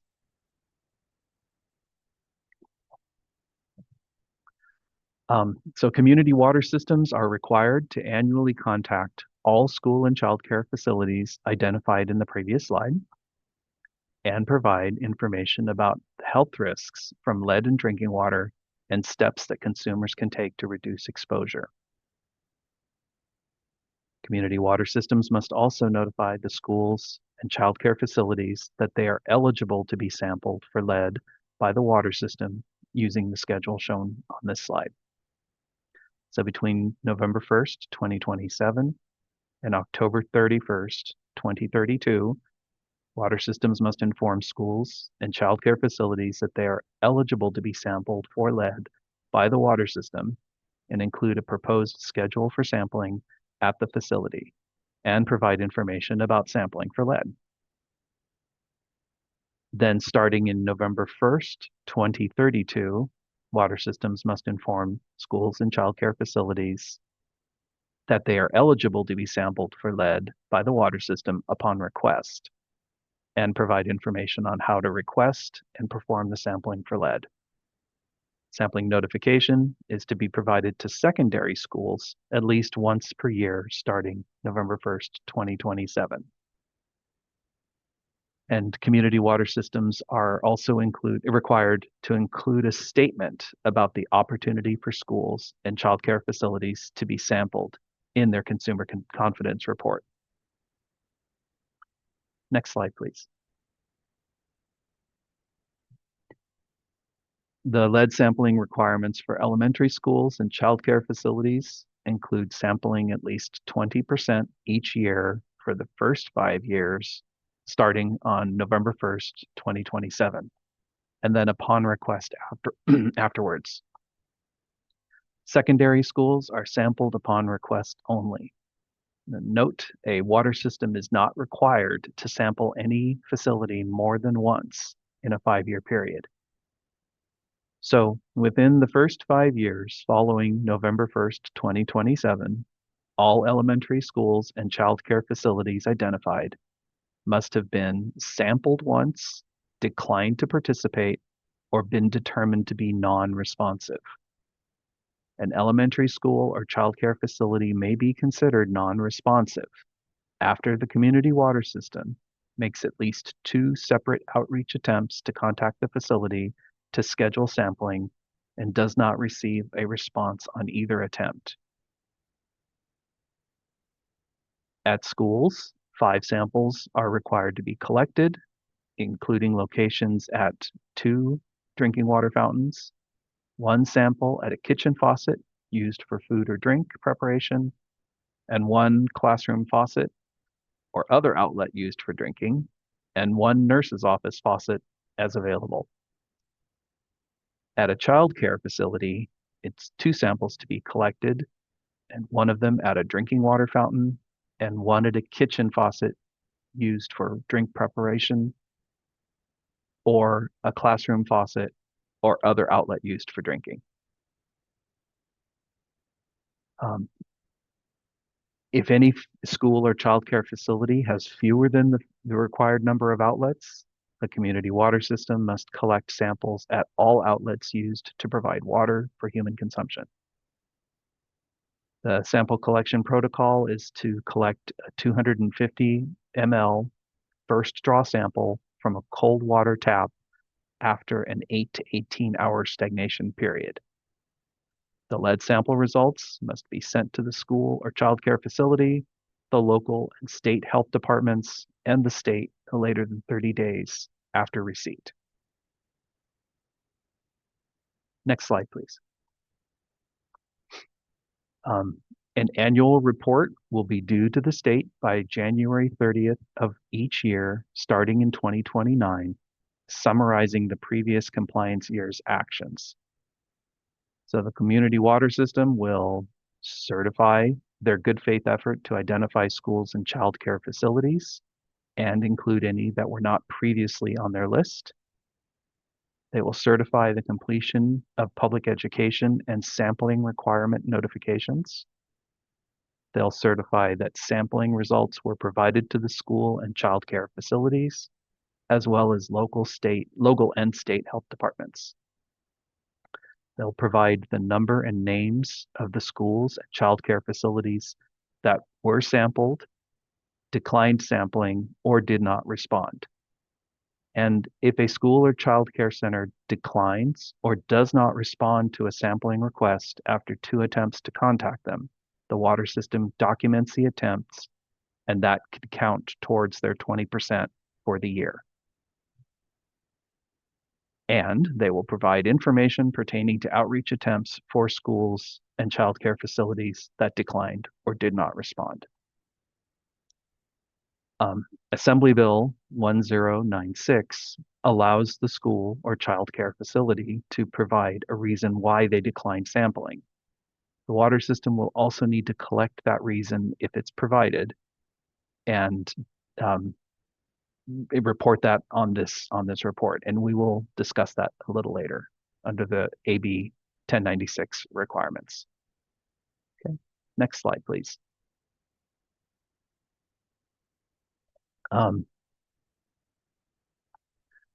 So the state board is evaluating the potential for sampling waivers.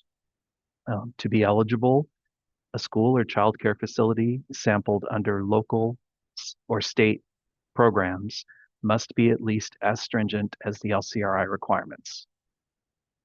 The sampling must have been completed between January 1st, 2021 and November 1st, 2027. And the waiver is only applicable for lead sampling requirements. The public education requirements cannot be waived. Childcare sampling completed under Assembly Bill 2370 only includes a sampling at a subset of childcare facilities. And Assembly Bill 2370 requires sampling at child care facilities once every 5 years. So it may be better to ensure correct sampling protocols going forward to allow future samples required under Assembly Bill 2370 to be counted as dual purpose for the LCRI rather than doing a waiver. So the same sample would simply meet the requirements of both the LCRI and Assembly Bill 2370. Okay, next slide, please. And that concludes school and childcare lead sampling. So the next slide shows some upcoming requirements and their due dates. Next slide, please. So I want to highlight the Tier 1 notification for lead action level exceedance that is already in effect, and then the rest that are due on November 1st, 2027, including the baseline inventory, a service line replacement plan if required, a lead and copper tap sampling plan, and the school and childcare list we just discussed. There are limited exceptions to some of these due dates, primarily for water systems who are newly permitted or reclassified to a community or non-transient non-community status. Okay, next slide, please. The US EPA is scheduled to release implementation guidance in the summer of 2026. And this workshop is to get input on the State Water Board's approach to adopting the federally mandated LCRI. The Division of Drinking Water will be providing training and guidance in mid to late 2026 and all throughout 2027. Okay. Next slide, please. Okay, so that was an overview of the lead and copper rule improvements, or the LCRI. And now we're going to go over Assembly Bill 1096 and how it relates to LCRI. Okay, next slide, please. Assembly Bill 1096 was passed in 2025 and added Section 116277 to the Health and Safety Code and serves to strengthen public transparency of lead sampling efforts and childcare facilities conducted under the LCRI and the proposed control of lead and copper once adopted. It strengthens public transparency, building upon the lead sampling, outreach, and reporting requirements of Section 141.90I and 141.92 of the LCRI and corresponding sections 6476, 1I, and 64733 of the proposed lead and copper, control of lead and copper, once it's adopted. Next slide, please. So the LCRI requires community water systems to offer lead testing to schools and childcare facilities. However, the LCRI does not require any of that information collected by community water systems to be made publicly available. So Assembly Bill 1096 builds on the LCRI's protections by ensuring the information collected by community water systems is made publicly available on the State Water Board's website. Okay, next slide, please. Assembly Bill 1096 authorizes the State Water Board to implement these requirements through the adoption of a policy handbook. So we are looking to standardize the process for submitting the information related to the outreach and sampling at school and childcare facilities. Assembly Bill 1096 allows for sampling waivers, so a streamlined process would be beneficial. And Assembly Bill 1096 provides a list of reasons that schools and childcare facilities may use if they choose to decline sampling. Assembly Bill 1096 also allows for additional reasons to be added to the existing list if necessary. We're seeking early input on these three elements as the first step in creating the procedures for the handbook. The draft policy is out. The draft policy outline is on our website at that link, and we expect the effective date of the handbook will align with the LCRI compliance date of November 1st, 2027. Next slide, please. So there is a history of sampling for lead in California schools, and with Assembly Bill 1096 being the most recent law regarding lead sampling in schools and childcare facilities. Domestic water supply permit amendments from 2017 required community water systems to create an inventory of K through 12 schools and conduct lead testing at all K through 12 schools upon request. Subsequent to the issuance of those permits, Assembly Bill 746 was passed and required community water systems to test lead levels in drinking water at all public K through 12 schools constructed before January 1st, 2010, with a one-time testing mandate to be completed by July 1st, 2019. If lead levels exceeded 15 parts per billion, schools were required to notify parents, shut down the affected fountains and faucets, and provide alternative drinking water. School sampling done under the permit amendments or Assembly Bill 746 are not eligible for a waiver under the LCRI because the samples were collected prior to January 1st, 2021. Next slide, please. Then there was Assembly Bill 2370, and that requires the testing of drinking water for lead at licensed child daycare centers located in a building constructed before January 1st, 2010. The first sampling was required to occur between January 1st, 2020 and January 1st, 2023. Sampling is then required every 5 years after the initial testing.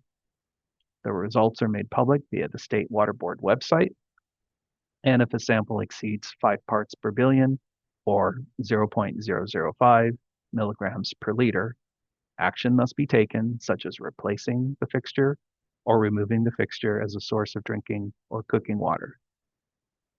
I want to highlight that Assembly Bill 2370 is specific where sampling occurs and excludes family daycare homes. Okay, next slide, please. So as mentioned on the last slide, Assembly Bill 2370 excluded family daycare homes and some other types of facilities that care for children that may be applicable for the LCRI. The LCRI broadly defines childcare facility as a location that houses a provider of childcare, daycare, or early learning services to children, as licensed by a state, local, or tribal agency.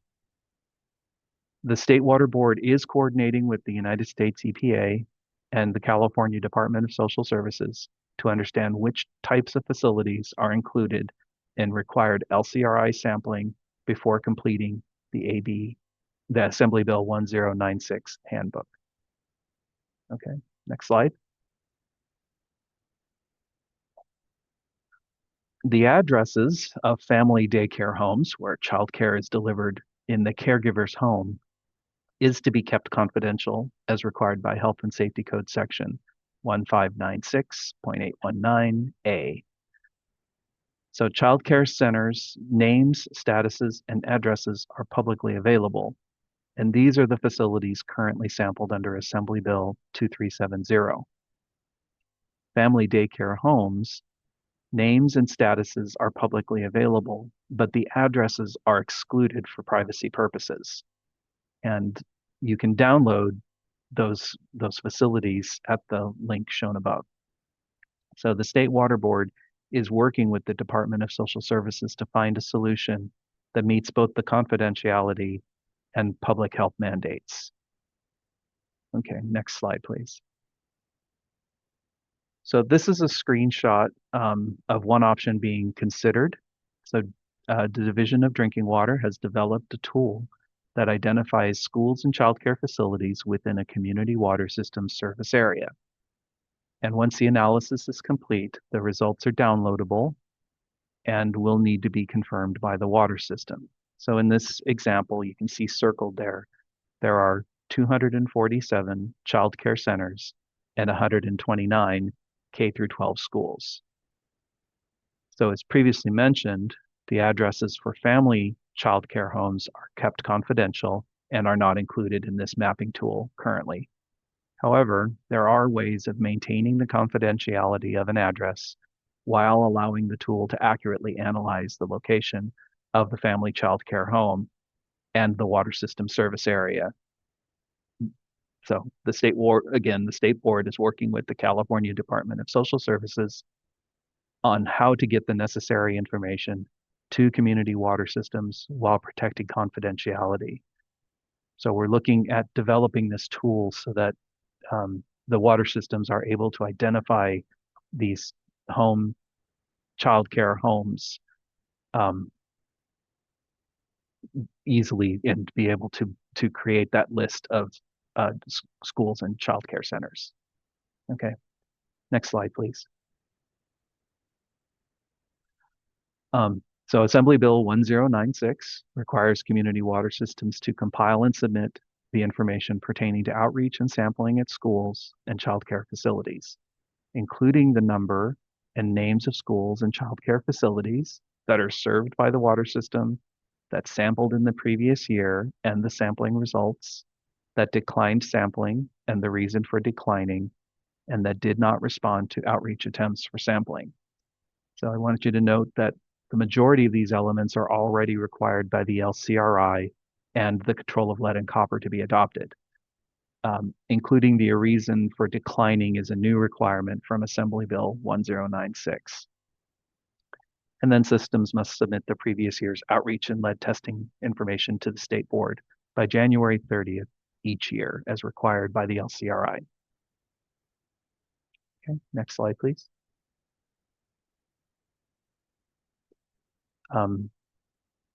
So these elements here are in addition to the LCRI requirements. So Assembly Bill 1096 adds that if the school or child care center declines sampling, Assembly Bill allows them to provide a reason for declining the lead sampling, and those are shown on the next slide. In addition, the Consumer Confidence Report must include a statement that says there is information pertaining to lead testing in schools and childcare facilities, including the names of the schools and childcare facilities that received testing available on the State Water Board's website, along with a direct link to the website. And once we create that website, that will be provided to the water systems. Okay. Next slide, please. So these are the reasons that are provided by Assembly Bill 1096 that a school or childcare facility has the option to use for declining lead sampling. Several reasons are related to the January 1st, 2010 lead ban, while others state that lead sampling is already being done through another program or that filtered or alternative water is being provided. The state board may add to this list and is seeking input as a result of this workshop. Okay, next slide, please.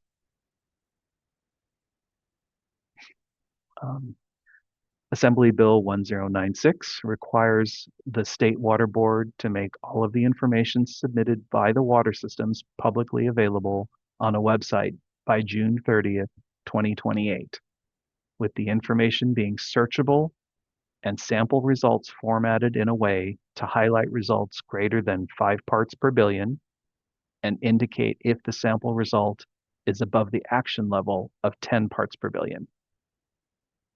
The page also is to provide information explaining the health harms due to lead in drinking water. And the State Water Board is planning to create a standardized process for the submittal of this information. Okay. Next slide, please. So looking ahead, there are several items that need to be addressed.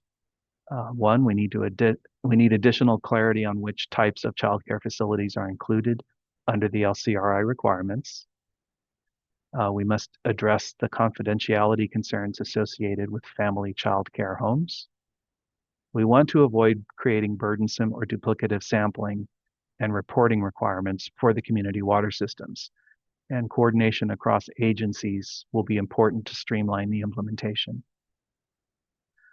And a process needs to be developed to ensure that lead and copper tap sampling results collected for LCRI compliance, including those used to calculate 90th percentile, remain separate from the lead sampling results collected at the schools and childcare facilities. Okay, next slide, please. And that completes the Assembly Bill 1096 portion. And you may reach out to the Division of Drinking Water's Lead and Copper Unit at this email, ddw-lcr@waterboards.ca.gov.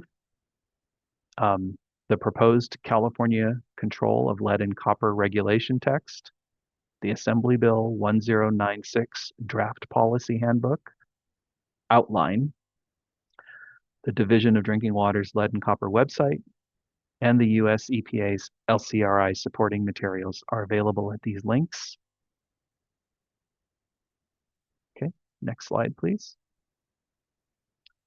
And thank you for your time today. Again, you can reach out to us at this email. Today's slides and recording will be available at this link within the next couple of days. I'd like to thank our colleagues at the California Department of Education, the California Department of Social Services, and the California Department of Public Health for their support. So unless, let's see, it is. So yeah, it looks like we will resume after a short break for the public comment session, and that will begin at 11:30 unless, Michelle, you have. Sounds good. Thank you, Wes. Appreciate it. See Thank you. y'all at 11:30.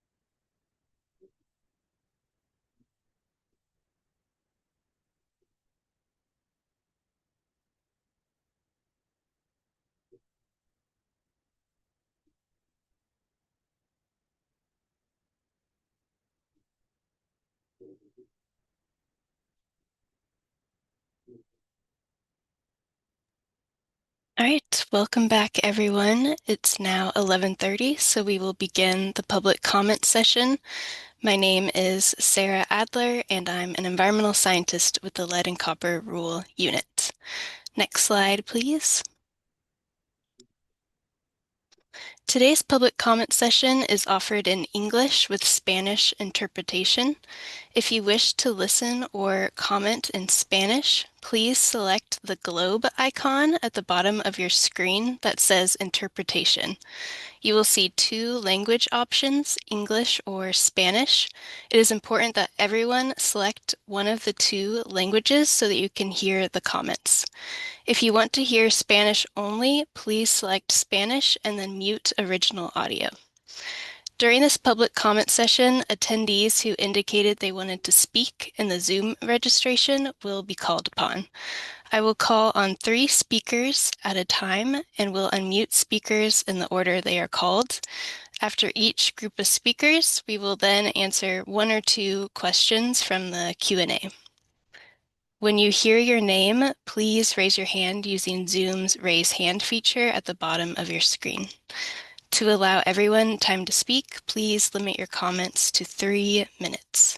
We also ask that commenters please speak slowly so everyone is able to capture your comments. And if we have time at the end, we will open the public comment session to any attendees who would like to provide a comment or ask a question.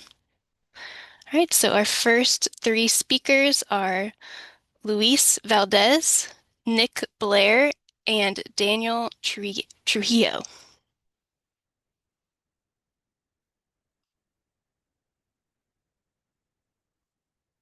All right, Luis, you should be able to speak now if you are there.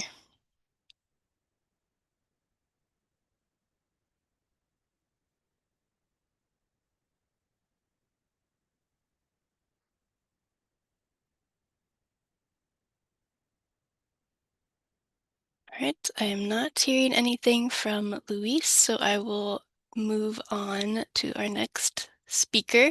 Luis, if you want to say something later, please raise your hand. All right, Nick, you are unmuted. Lovely. Can you hear me? Yes. Yeah, thank you so much. Nick Blair, Senior Policy Advocate with the Association of California Water Agencies. We're a statewide association that represents around 470 public water systems from around California, which delivers about 90% of the water around the state. So I was going to offer comments on both elements of the workshop today. First on the LCRI, we appreciate the heads up and talking ahead of time with DDW on the proposed approach to adopt the LCRI using the expedited approach. And in this instance, we support that to simply reflect the federal LCR standards with minor wording adjustments. Thank you for the heads up. Moving on to the 1096 handbook, a little more substantive comments. We do think that successful implementation of this handbook is going to require getting some key elements right, so I'll go into those. First, the roles and responsibilities for water systems and childcare facilities need to be clear and aligned. As already noted today, childcare facilities are being regulated by Department of Social Services, which currently requires lead testing as a part of facility licensing. So we want to avoid duplicative or conflicting requirements. So it's going to be important for DDW to coordinate closely with DSS and build on existing frameworks where possible. And we appreciate that this is already being considered, as we've kind of heard today with the workshop. Second, water systems face practical limitations that need to be recognized. Water systems often don't have direct access to or control over the plumbing inside of childcare facilities, especially those where the facilities range from schools to in-home daycare.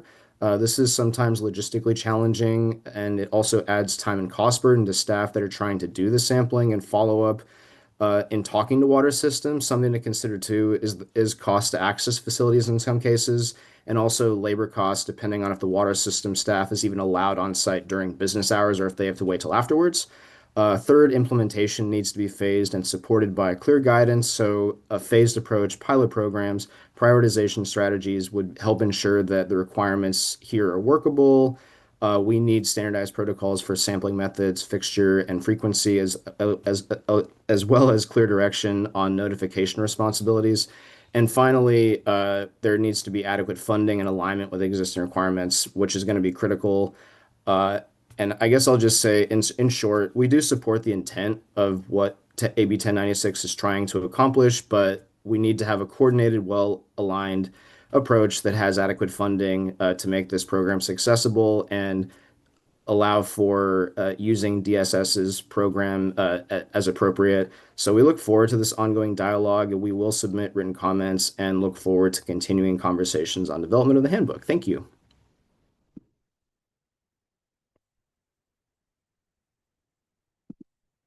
All right, great. Thank you so much, Nick. The next person, oh, Michelle, did you want to add something? Yeah, well, I just wanted to thank you, Nick. I also just wanted to remind people on your question to speak slowly because there are questions also being translated into Spanish. So thank you. All right, next up on our list to speak is Daniel Trujillo. Daniel, you are able to speak now if you would like to.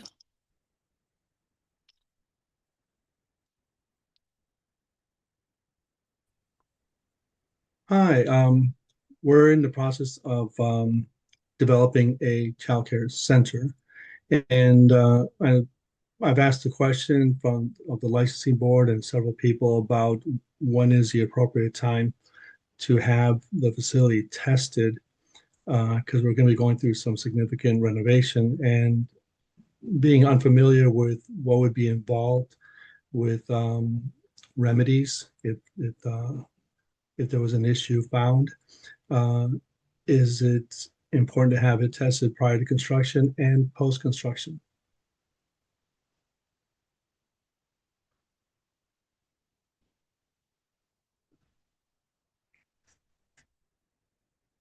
Daniel, hopefully we answered your question a little bit in the earlier slides. You know, some of the details we didn't have was, you know, whether or not your facility was constructed pre-2010.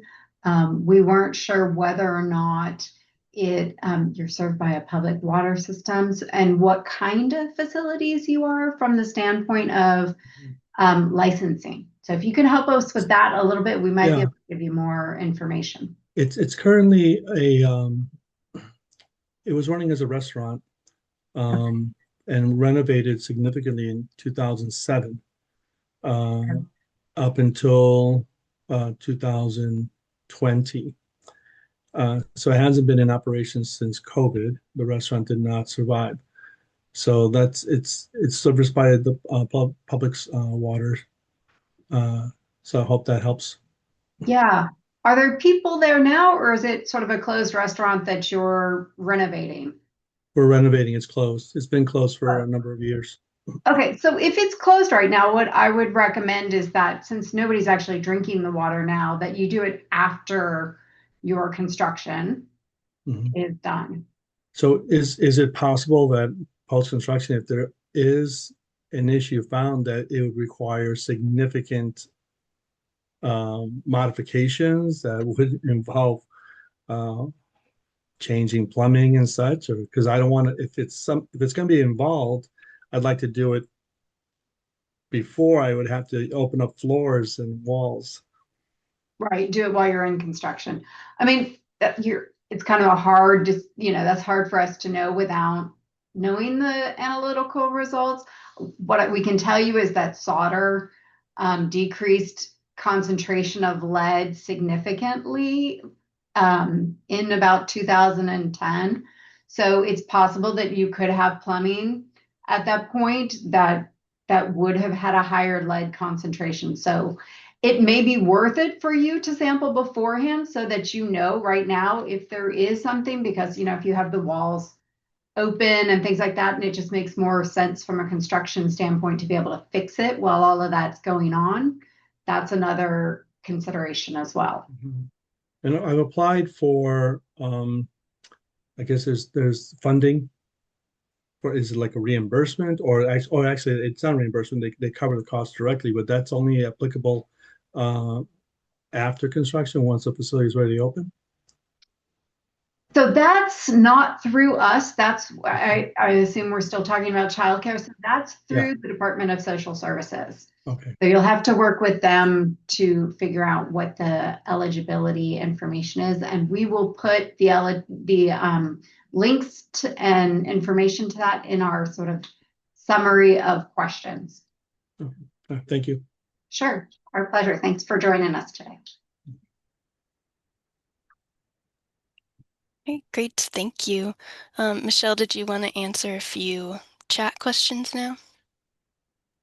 I just wanted to answer one. There was a question in the chat about if a water provider has completed sort of a lead service line survey and there's no lead, sort of why are we having to continue to sample? And I think that's one question that's just fundamental to public health. And so I want to make sure that we're clear about that. That survey only went up to sort of the house. It did not include the plumbing inside your residence or your building. And so that as I was just talking with Daniel, it could have lead solder. The fixtures could be older and still have higher lead content. And so that is why we do sampling, even if you don't have lead lines in your public water system. Thanks, Sarah. Hey, great, thanks, Michelle. All right, the next three speakers are Rosa Gasca, Deborah Black, and Alicia De La Garza. All right, Rosa, you should be able to speak now.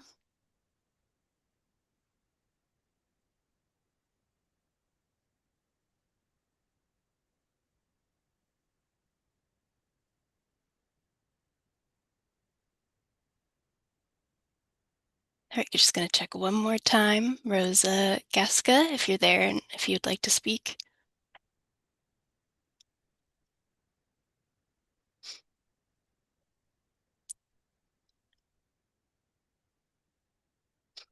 All right, I'm not hearing Rosa, so I'm going to move on to Deborah Black.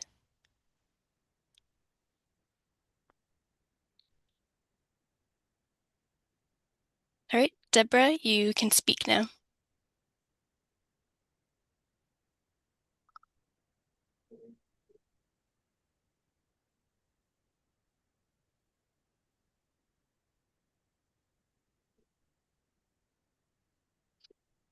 Sarah, do you want to have them raise their hands if they were on the list? You can kind of call through, and I'll go through a couple of other questions in the chat while they're raising hands. Yeah, I'm able to search the attendees and I can allow them to talk that way. But if they've changed their mind. yeah, if you've changed your mind. Yeah. Okay, the last person is Alicia De La Garza. So if you would like to speak, please raise your hand.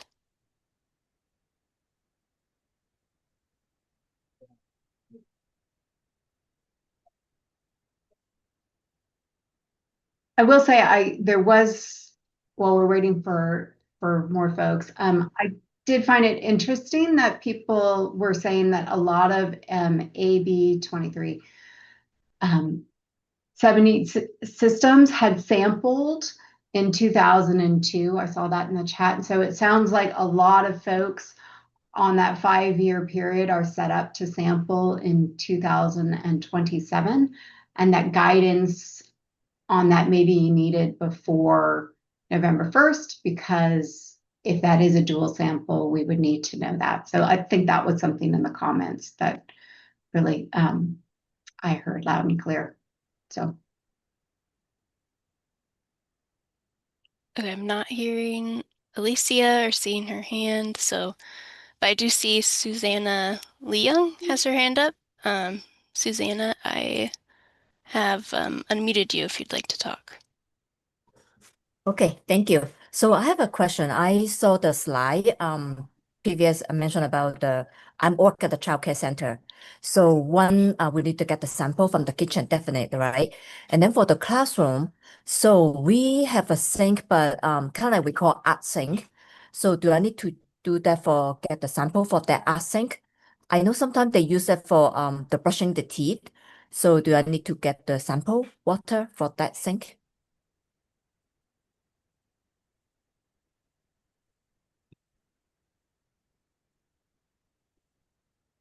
Wes, you want to take that one? Or Michelle? We can bring back up the slide for sampling. Yeah, so you're at a home or No, a childcare center. childcare center. Yeah, Okay. we serve we have a different level of we serve infant, toddler, and preschooler. Okay. Yeah.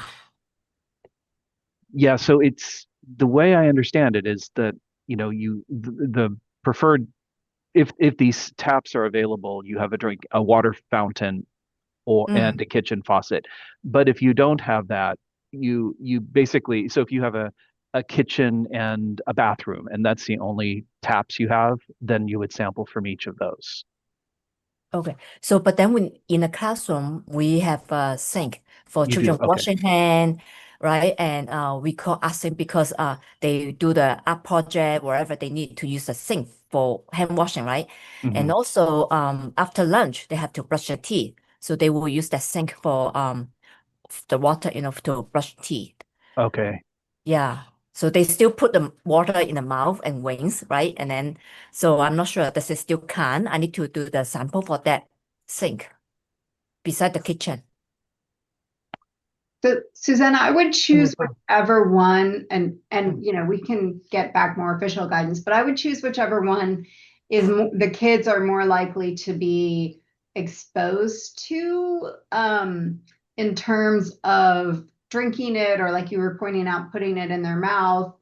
If the bathroom is only used for hand washing and the sink in the classroom is used for brushing teeth, probably your brushing teeth is the higher vulnerability. So that's the one I'd probably choose. I mean, I don't know all the details of your school, but that's what I would guess.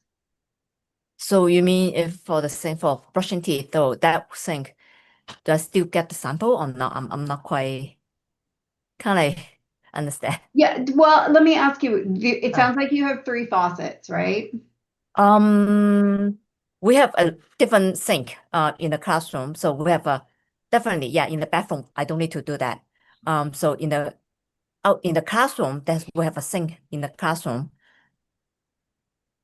Okay. I would say probably yes. I mean, you might want to work with your public water system who's Okay. out there looking at it a little bit more, but just based on what you're telling us, it sounds like, the kitchen or wherever, kids are getting drinking water from, Yeah. plus wherever they are, brushing their teeth probably makes a lot of sense. Okay. Got it. Thank you. Okay. Thank you for the question.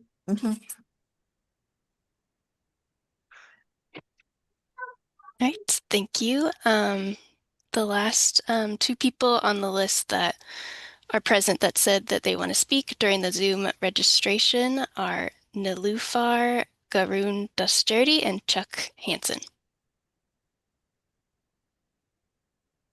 So please raise your hand if you are here and you would still like to speak.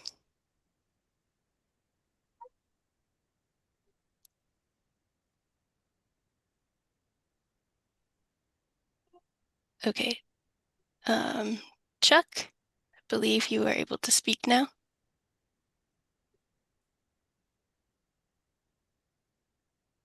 Good. Can you hear me now? Yes. Great. Hi, I'm Chuck Hansen. I'm the CEO of ElectroScan, headquartered right here in Sacramento, California. We do buried lead pipe detection. We're currently doing a contract in the city of Baltimore and for about 10,000 homes. And I think we've done the only elementary school in California. I think we found 15 instances of lead. My comment is, I just, because we work all around the country, we probably have 100 projects going on. This has been a great seminar, a lot of interesting things, but this is, I can't kind of reconcile the size of California having no lead. And maybe it's because Everyone is thinking that they only have to adhere to the 1991 lead and copper rule. But since I've been in the water business for 40 years and have talked to probably over 100 water utilities, I'm really detecting most water companies not willing to go on the customer's property, not willing to do inspections, but yet going ahead and reporting no lead. So I have a concern about that just as a veteran of the state. The second point, which I brought up kind of in a written comment, is the 2-point requirement. Having evaluated probably 50,000 homes, what I'm seeing is people saying that they believe it's okay to pop open a meter cover to look at the pipe going out of the meter into the ground as 1 point, and then going over to the building to see a faucet or a hose bib and having that be the second point. And if neither of those two are observed to have lead, then the entire structure, including the buried pipe, is considered to be lead-free. I really want to encourage the state of California and anybody on this call that should not happen. Having done the number of homes that we've had, having seen the number of changes in pipe materials that occur from the meter pit to the home, and seeing the lack of correlation of what the initial pipe is, because of course many of the pipes from the meter are actually part of the meter setting going out, and so they of course won't be that way. But I encourage you to really look at your definition in allowing a 2-point visual, because I believe that would be a very dangerous precedent and a severe underreporting, as I believe we currently have. And that's my comment. Thank you. Thanks, Chuck. Appreciate it. And I saw your comments in the chat. And so we'll get back to you on those as well. Appreciate Great job it. today. Thanks again. Thank you. Appreciate it.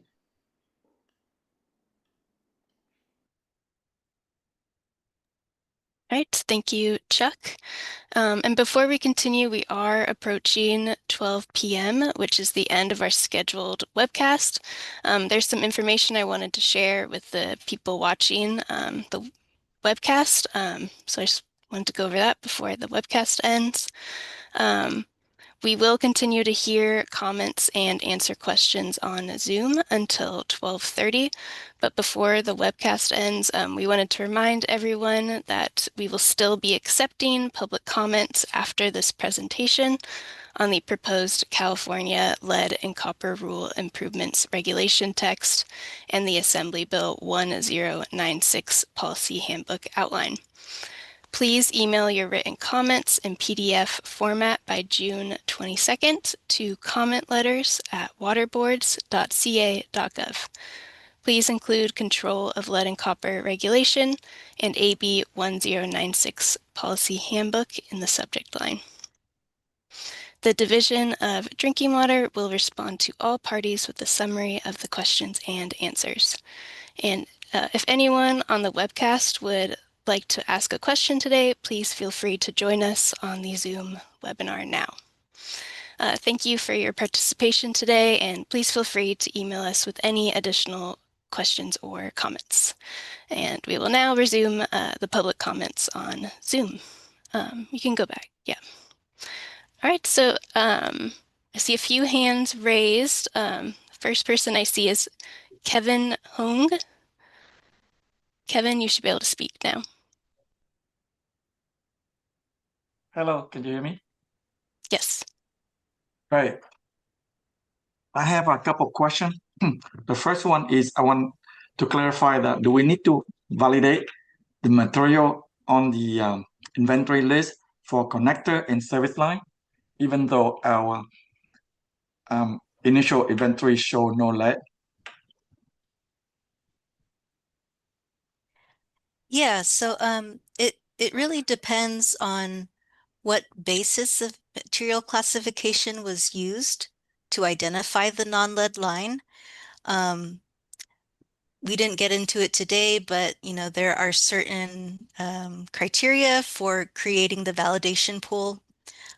Some service lines that you can exclude from it are service lines that were built after the 1986 lead ban. So, if you identified non-lead based on the date, you don't have to validate it. And then if service lines were already replaced or removed, those don't need to go into the validation pool. And then finally, service lines that were already field inspected. So you've already had eyes on it, already confirmed that, yes, it is non-lead. Those also don't need to go into the validation pool. So, to answer your question, again, if service lines were based on records, if they were based on like pipe diameter, if they haven't been looked at, or maybe a statistical analysis was used, those would go into the validation pool. And even if they're non-lead, they would have to be confirmed with a validation. So does that help answer your question? Kind of, because we did a statistical study based on a field sampling Yeah. of around 5,000 or more Mhm. line. So do Yeah. you mean we have to validate the rest of the service line? Not the rest. So all the service lines that you determined were non-lead, based on the few field inspections you did do, those would go into a validation pool, and then you would have to conduct additional verifications on a subset of those. So not everything, but service lines that were based on interpolation or statistical analysis, you'd have to, I think if the pool is small, it's about 20%. But again, it depends on sort of the table. So yeah, it's basically just round two of some field inspections. Not everything has to be. Oh, sorry, Michelle, I think you're muted there. Kevin, we'll be doing more training as we go forward. I mean, we honestly had some slides around this, but our presentation was already so long, we wanted to make sure people got public comment. So as we go forward and we get more into specifics for public water systems, we will be doing training on these. Got it. So I have one more question, and it had to do with the sample plan. So we supposed to triennial starting in 2028. Do we have guidelines for how do we create that sampling plan for home tap? Wes? Sorry. We know I that think I'm we're sorry. waiting. Sorry, Oh, no, go we ahead. know there's a 5-tier established, Mhm. Yes. but we have no lead service line, and so how are we going to create that sampling plan? Oh, so it sounds like it would start with tier 3. Does that sound right, Wes? Or More whatever like highest? right, more like tier 5. Tier 5? Yeah. You may have nothing but tier 5s.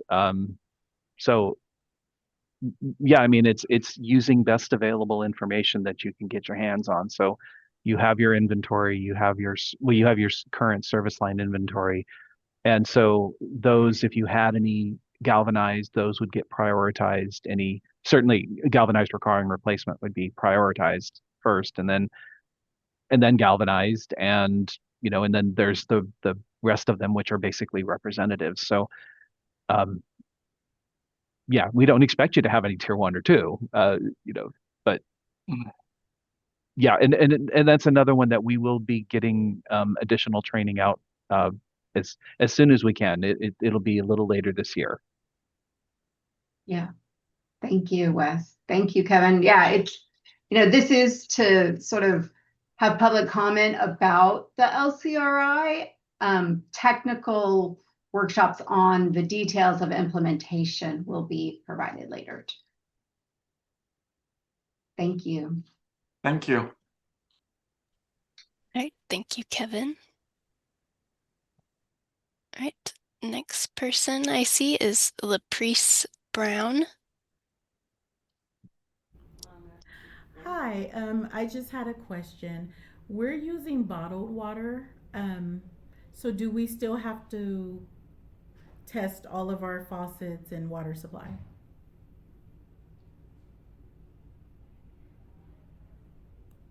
What